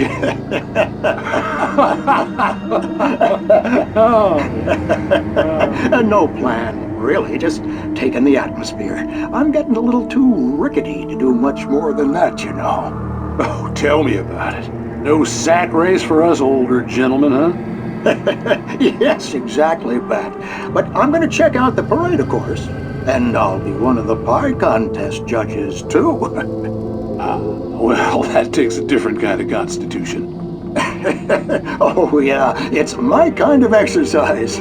Now, Doc, seriously, you're in pretty good shape, though. You're the outdoors type. I know for a fact you're an avid fisherman. That's right. Matter of fact, just caught a heck of a largemouth bass early this morning. But you're not taking part in the fishing contest? No, not this year. See, Pat, I'm just not that competitive anymore. Now I just like to take my time and enjoy the peace of it. It's no fun if I need to worry about what I'm catching, you know? Well, considering your track record, the participants are probably pretty happy you feel that way. Well, Pat, that's kind of you to say.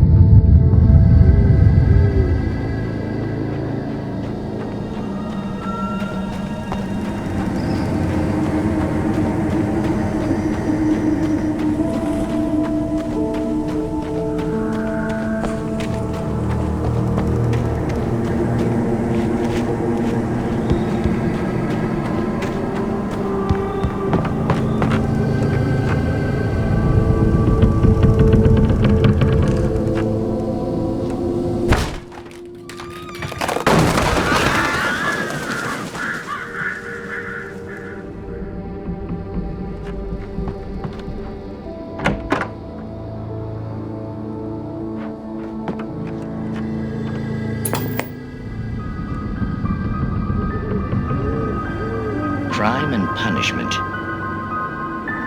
The cancer and cure of civilization. But some crimes are impossible to punish, especially in Night Springs. Tonight's episode, The Man in the Mirror.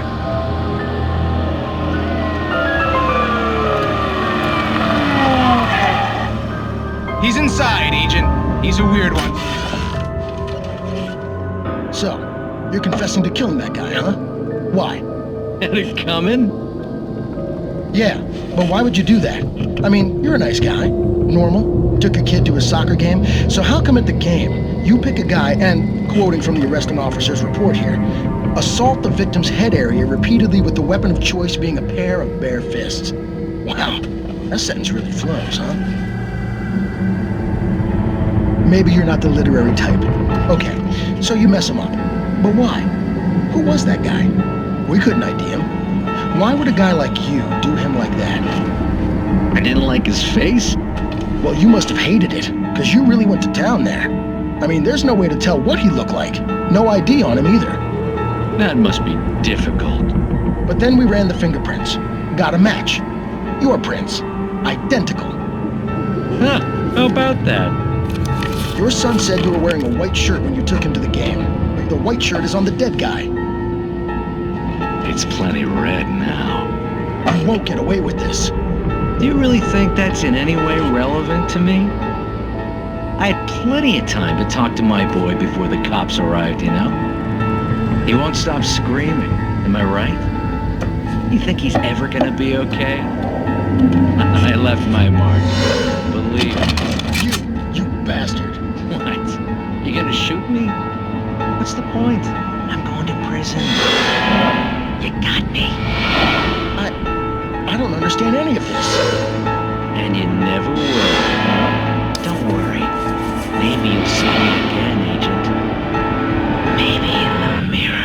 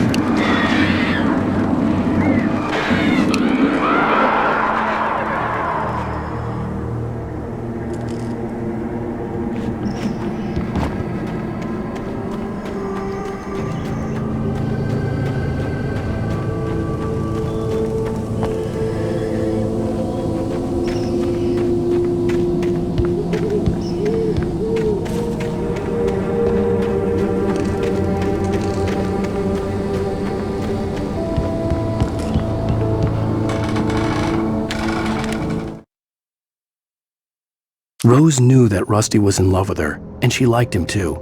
She liked him a lot. He taught her to dance, and life had certainly taught her the value of a man who was gentle. He treated her well, made her smile, made her feel good. But Rusty wasn't the prince of her dreams, and that tended to underline the unbearable truth.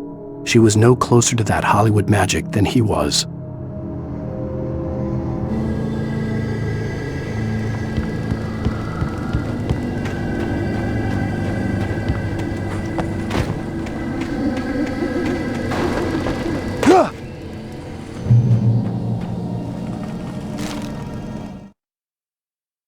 The air in the visitor center was heavy with an awful smell, as if some rotten drowned thing had crawled up from its grave. Rusty kept coughing blood. My eyes were drawn to the twisted shape of his broken leg. The attack had been vicious.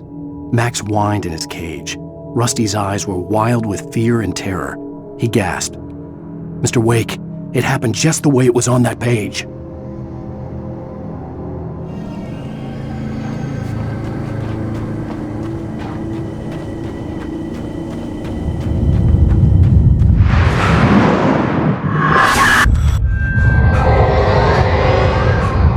Vision left me weak. This was no head injury.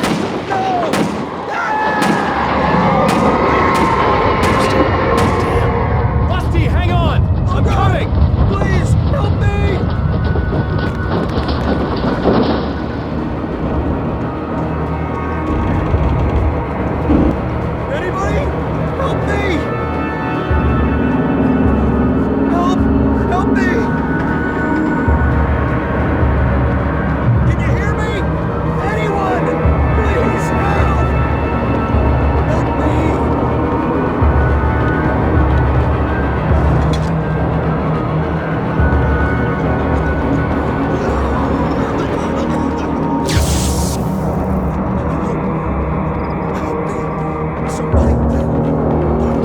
office was locked.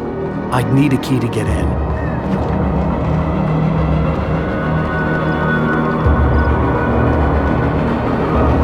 Hello? Back here. I'm back here. Hey, please help me.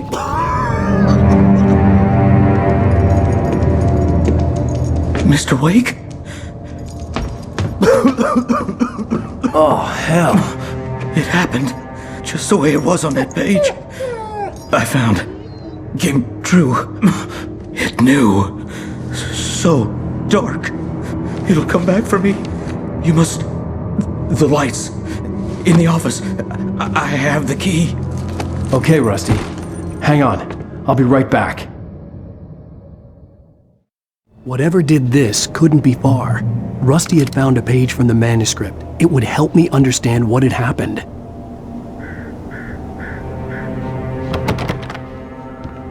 Shh, good boy.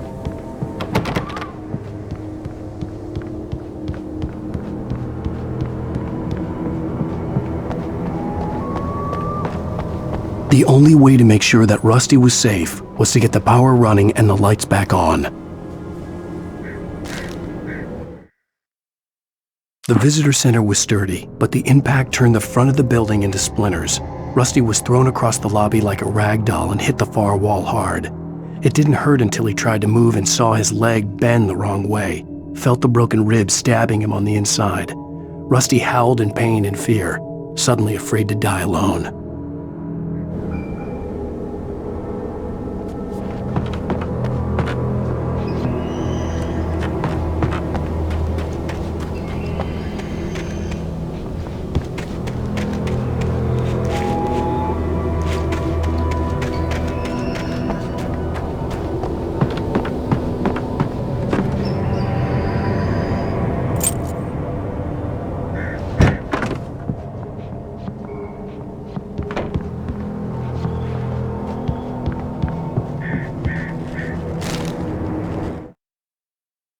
At the last instant, I changed direction and threw myself down. The axe splintered the trunk of a tree. I stumbled into the pool of bright light. My lungs burned. I was too exhausted to move. I tensed as I waited for the killing blow, but it never came. I raised my head. Nothing moved in the darkness beyond. For the moment, bathed in the cold light, I was safe.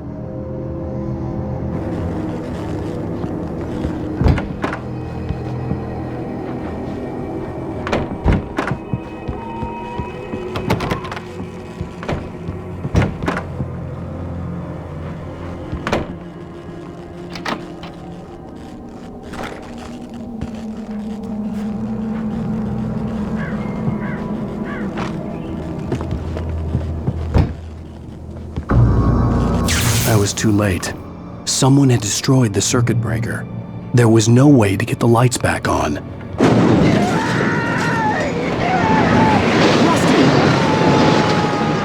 Rusty!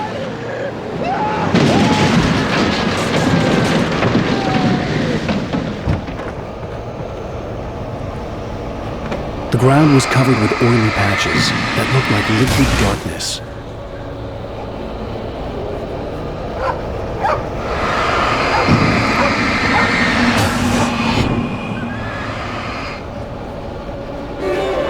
Need hunting licenses.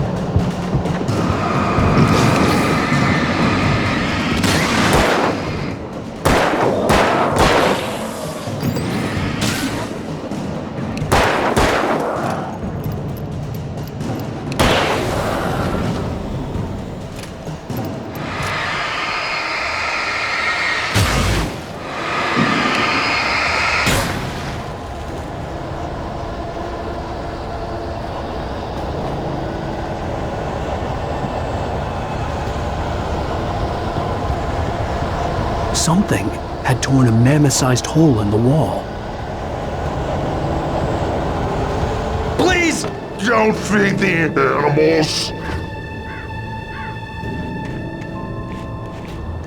Fishing is only permitted for those visitors who purchase a park license. Obey the park ranger's instructions at all times. Rusty, no! Never! Two bears and wolves never approached any other world closer than... That must be least. Never leave your pet unattended. It is to remove any natural objects or historical artifacts from the park.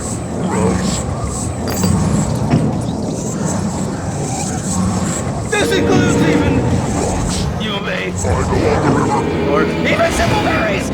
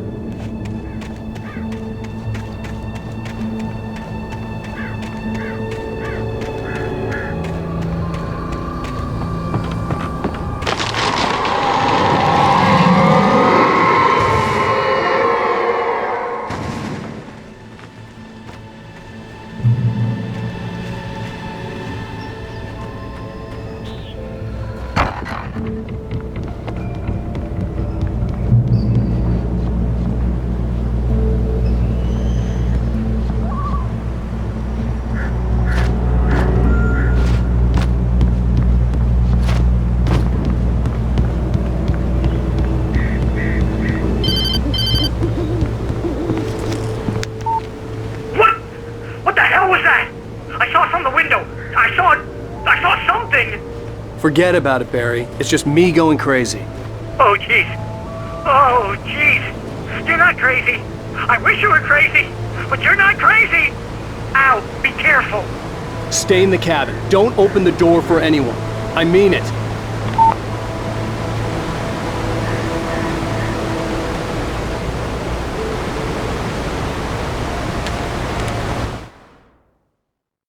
In that last instant of consciousness, Rusty thought about Rose. He was older than she was. Rose was barely out of her teens, but she made him feel young and forget what a train wreck his long-dead marriage had been. He still wore the ring. He'd been waiting for her to tell him to take it off. Now she never would.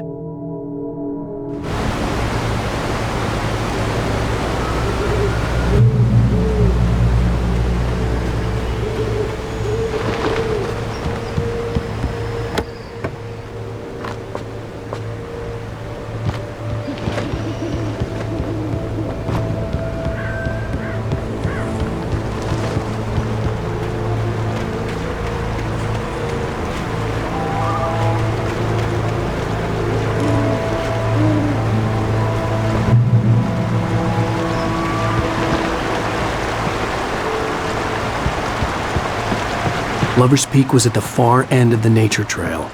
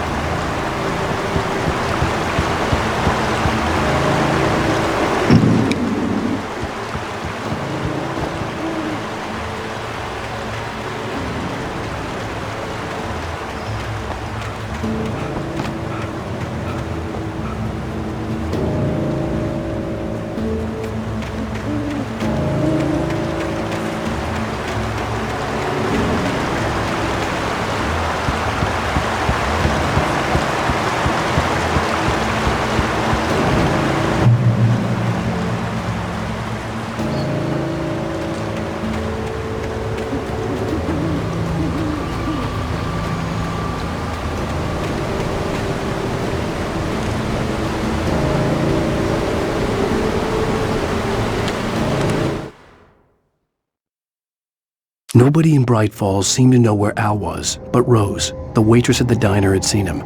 From what Barry could tell, Al pretty much fell off the face of the earth when he left the diner. Rose was just the kind of fan that Al hated, but she really tried to help. She was smart too, knew a lot about what was going on in the town, knew a lot about Al, even knew who Barry was. Barry liked her. That was no big surprise. When it came to women, Barry and Al rarely saw eye to eye.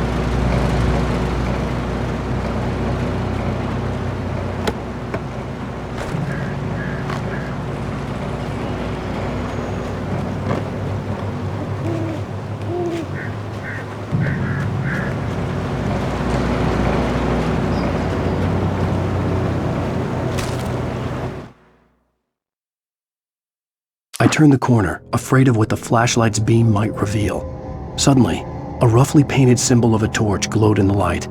Behind it, hidden by a rock, sat a battered metal trunk. It was here for a reason, packed with supplies, batteries, flares, ammo. things you need to make it through the darkness of the night. Something left behind by someone who knew what I knew, and more.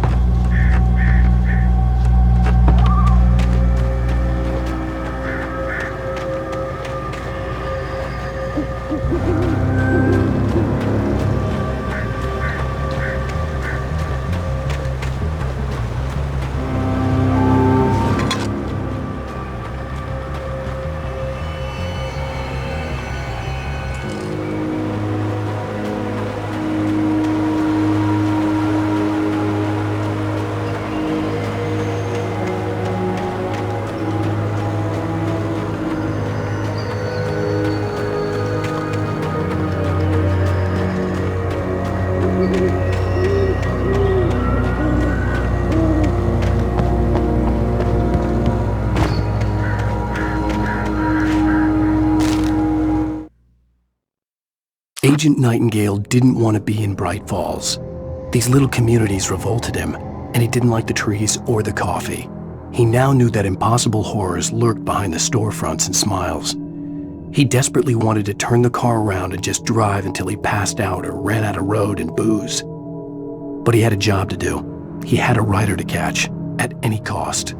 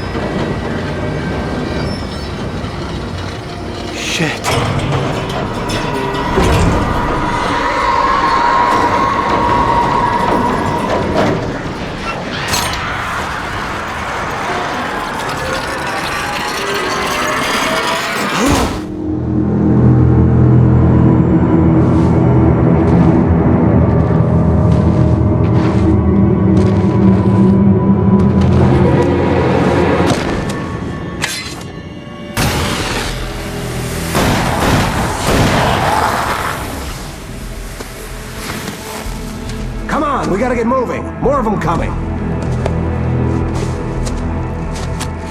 That flashlight's kid stuff. The flares will keep the bastards away.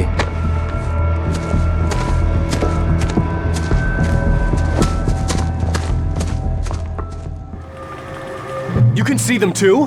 Hell, of course I see them. Come on, we gotta move. Why? Because that's the way the story goes. Yeah, but... Let's move!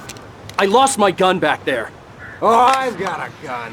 Just keep that light steady on him. It took a moment, but then I recognized him. He'd been on the ferry when I first arrived here with Alice. He knew my name. We were headed in the direction of Lover's Peak. There was no way this was a coincidence. He was the kidnapper. Come on, Wake! You better keep up. You set him up, and I'll knock him down, Wake.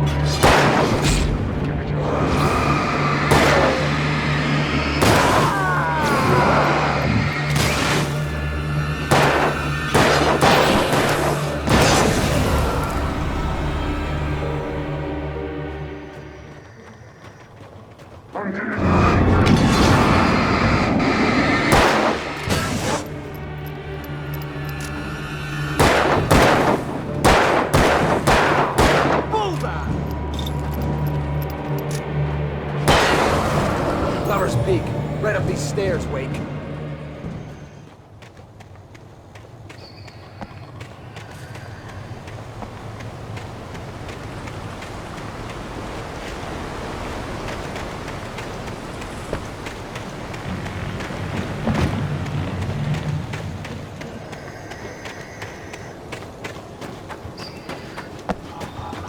Use the flares from the emergency box to hold them off while I get these boards off.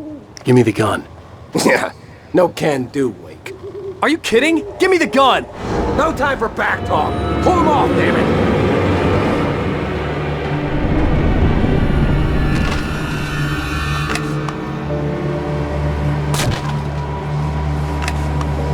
A little longer. Scare them off.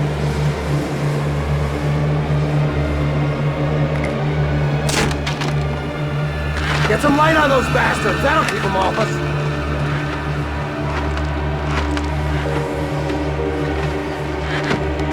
Just a little longer. I almost got it. Okay, it's over. Over to lose it.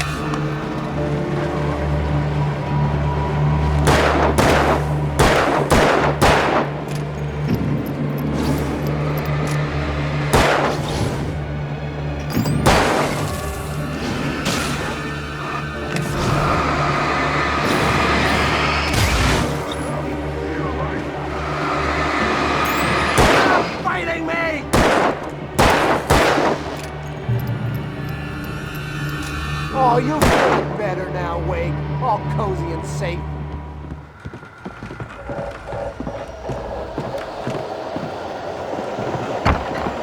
Better get ready. They'll be on us soon.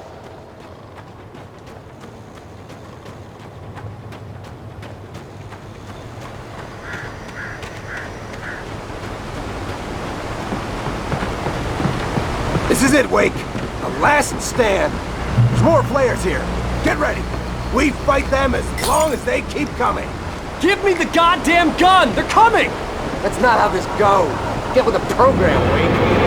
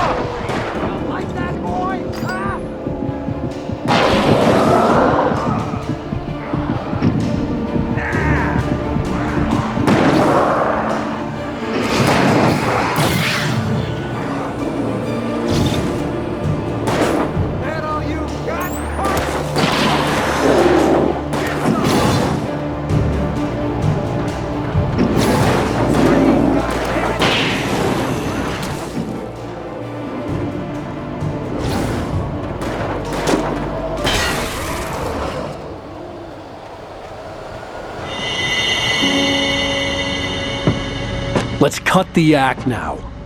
Where's my wife? I knew you were gonna say that. I read it all before. You're a hell of a writer. Congratulations. You're gonna bring about something glorious and terrible once we get you some proper editorial control. What the hell are you talking about? Where's Alice? I want the entire manuscript, or she's gonna suffer bad. You touch her...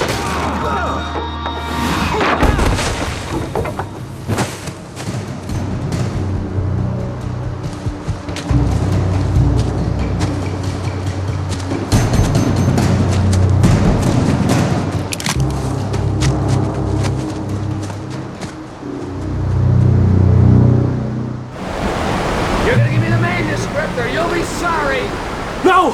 Come back here! I swear I'll kill you if you hurt Alice! Do you hear me? Come back here! He had Alice, and he wanted the manuscript because he thought it held some magical power, but I had no manuscript to give him. I had to get back to Barry and figure out my next move.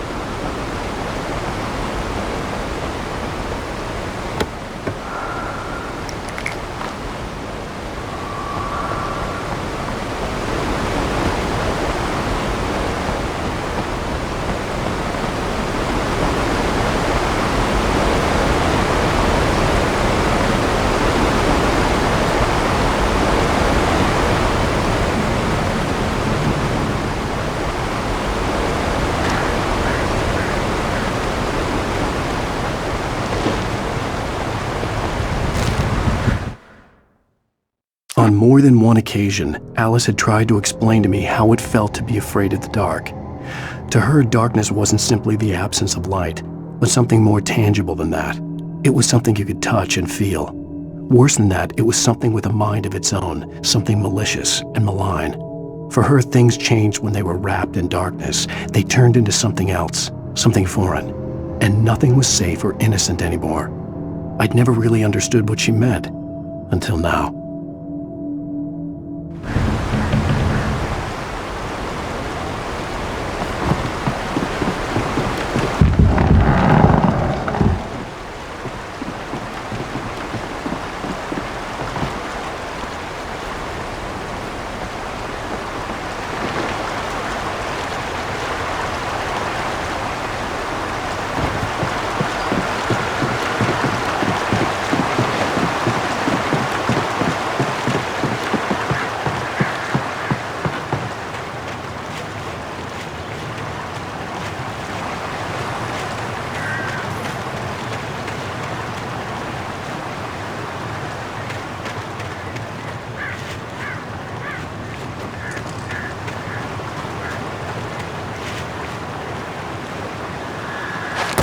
Warn me about these traps. I wouldn't want to get caught in one of them. Those teeth look nasty.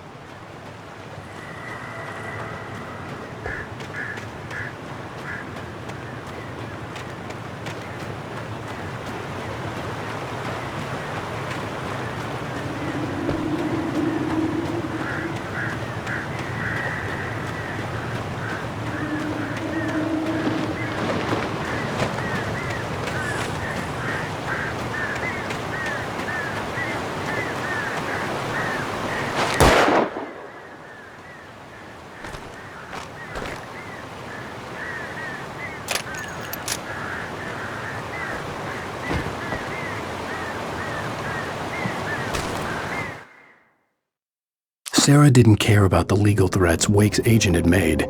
She let Wake go without argument, because there was something about him she couldn't quite put her finger on, something that reminded her of her father. She didn't think Wake would hurt his wife.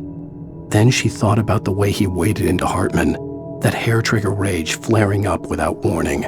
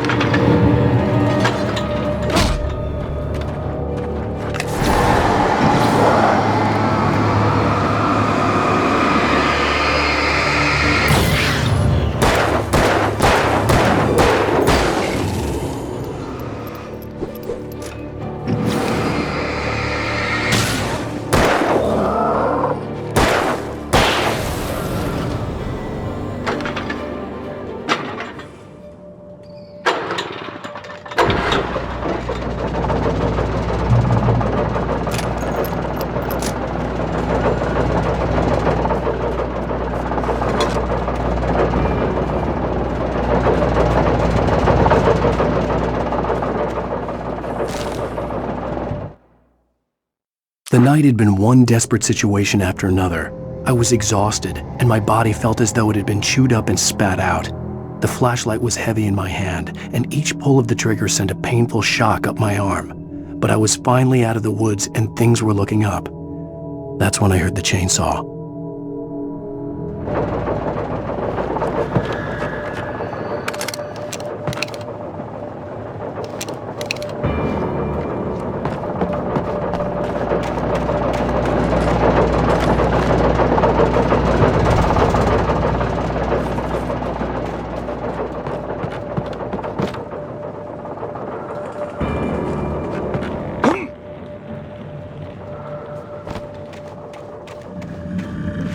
I had heard the plane fall.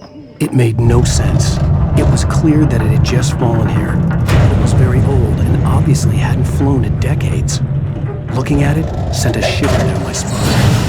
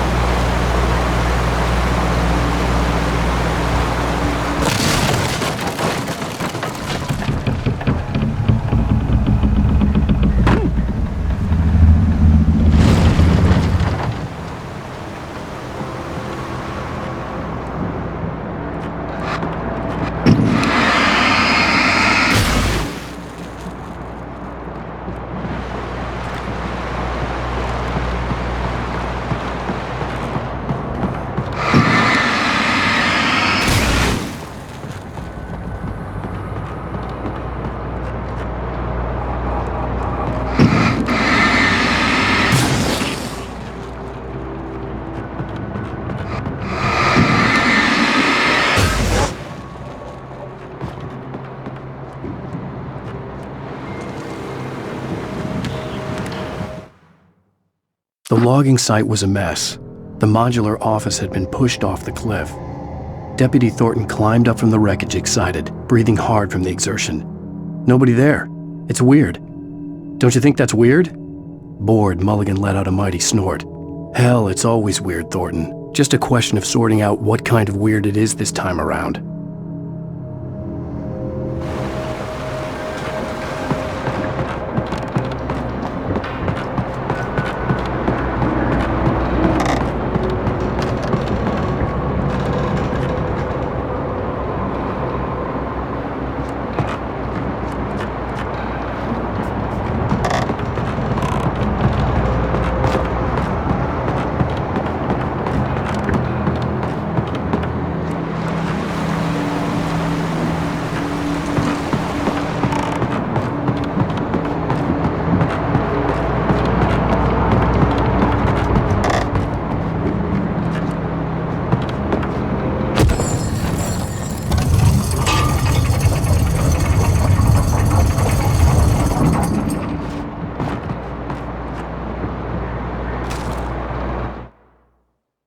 When Barry saw the darkness attack the visitor center, it made him a believer.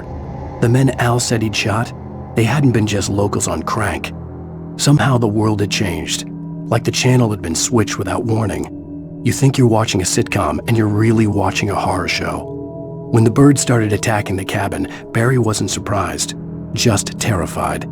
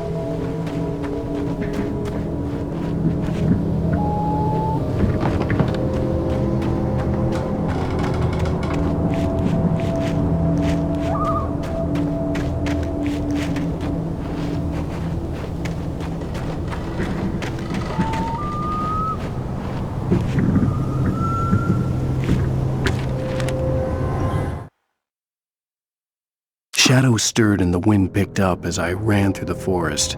I felt the dark presence turning its gaze toward me. Then the moonlight was blotted out by dark shadows that raced violently across the ground, moving too swiftly to be natural. Darkness gathered between the trees and melted again to reveal the taken. No natural path had brought them here.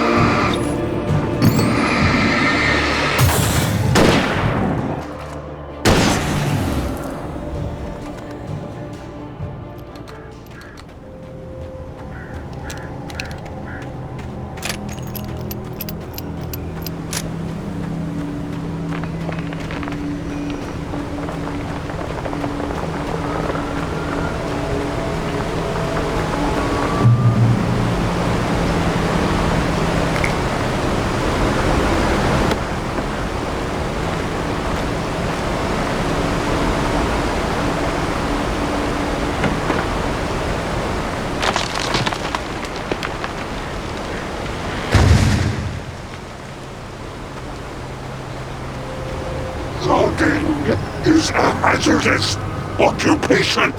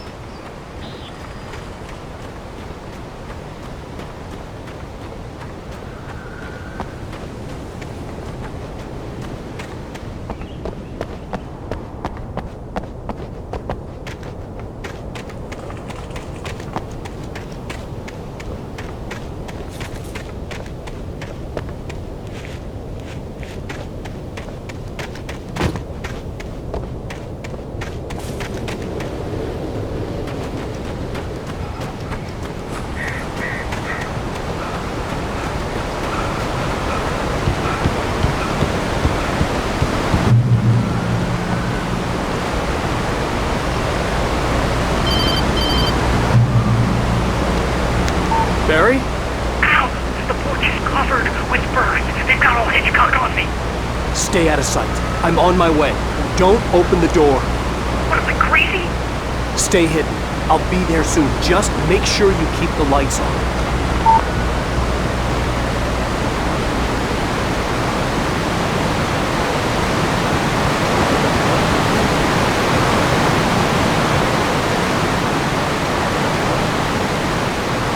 I still had to reach Barry at the cabin, but at least I was out of the woods.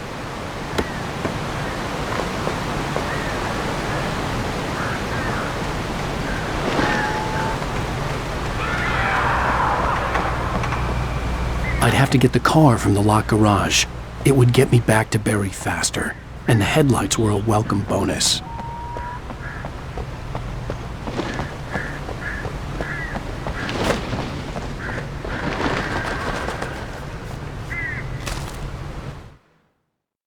The FBI agent's command froze me in place. I considered surrender. It was all falling apart anyway. I could give in, let someone else deal with it, but it felt all wrong. Call it instinct, his posture, the way he held the gun. He was no friend. Shots ringing in my ears, I leaped for the hole in the fence and stumbled into the darkness beyond.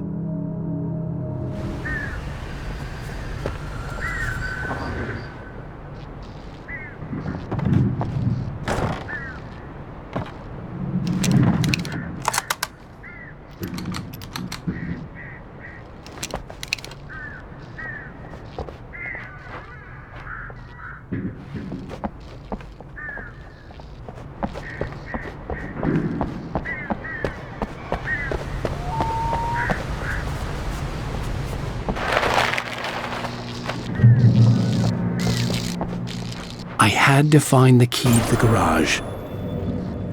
A story is not a machine that does what you tell it. A story is a beast with a life of its own. You can create it, shape it, but as the story grows, it starts wanting things of its own. Change one thing and you set off a chain reaction of events that spreads through the whole thing. The characters have to be true to themselves. The events need to follow a logic that fits the story. A single flaw and the magic is gone. The story dies. Alice dies.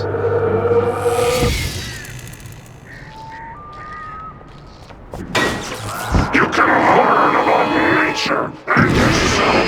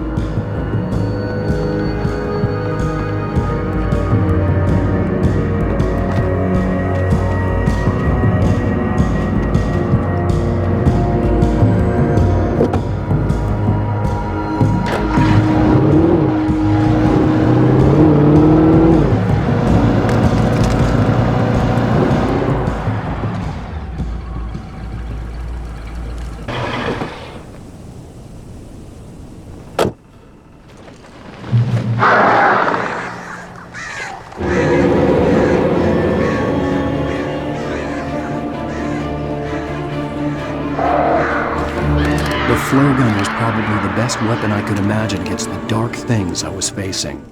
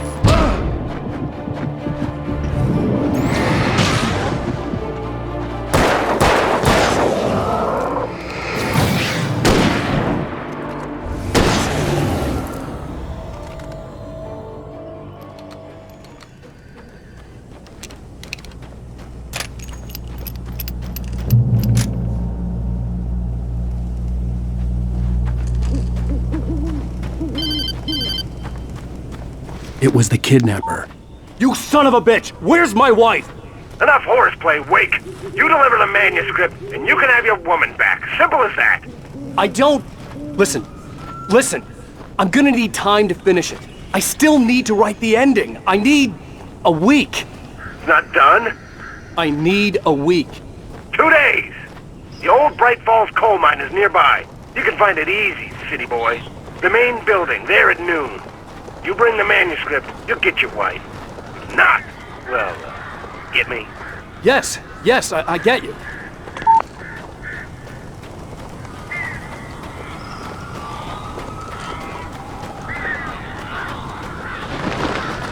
Barry had talked about birds over the phone.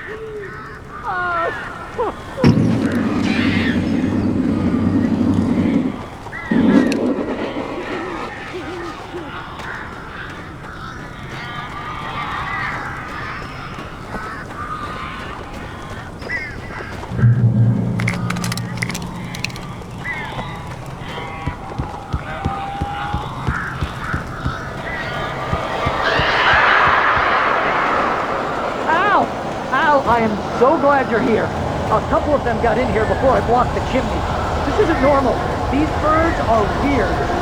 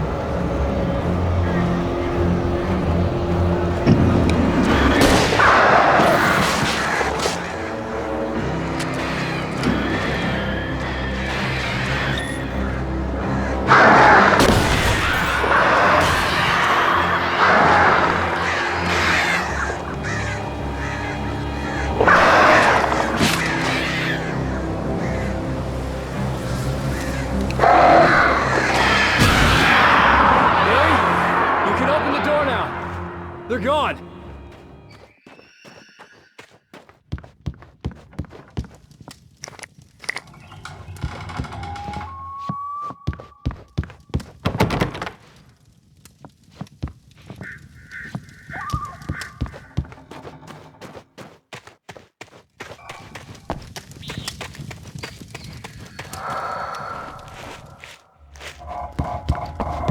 Hey, Al. I'm sorry for thinking you were having a psychotic episode, man. I sent Barry to the town to ask around about a man fitting the kidnapper's description. He'd go through the archives of the local paper. Perhaps he could learn something. Anything about the island and the cabin that had disappeared. The man wanted a manuscript. I had to try to write him one to get Alice back.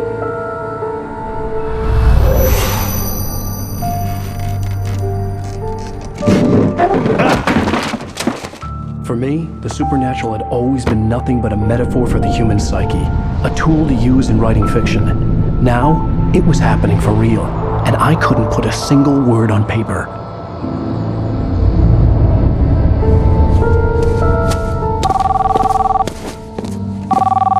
Barry Wheeler speaking. This is Rose. Rose? I found Mr. Wake's pages. Oh, you sweet, brilliant girl. Could you and Mr. Wake come get them? I live in the trailer park outside the town. We'll be there in less than an hour. Bye now. See you soon.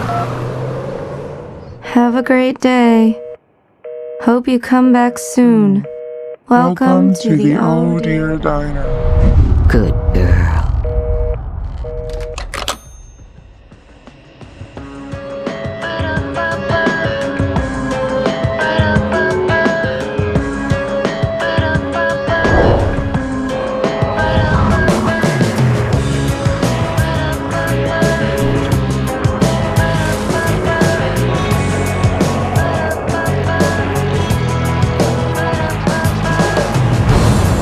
Come here. Pretty please, can you tell me where I am? You, won't you say something?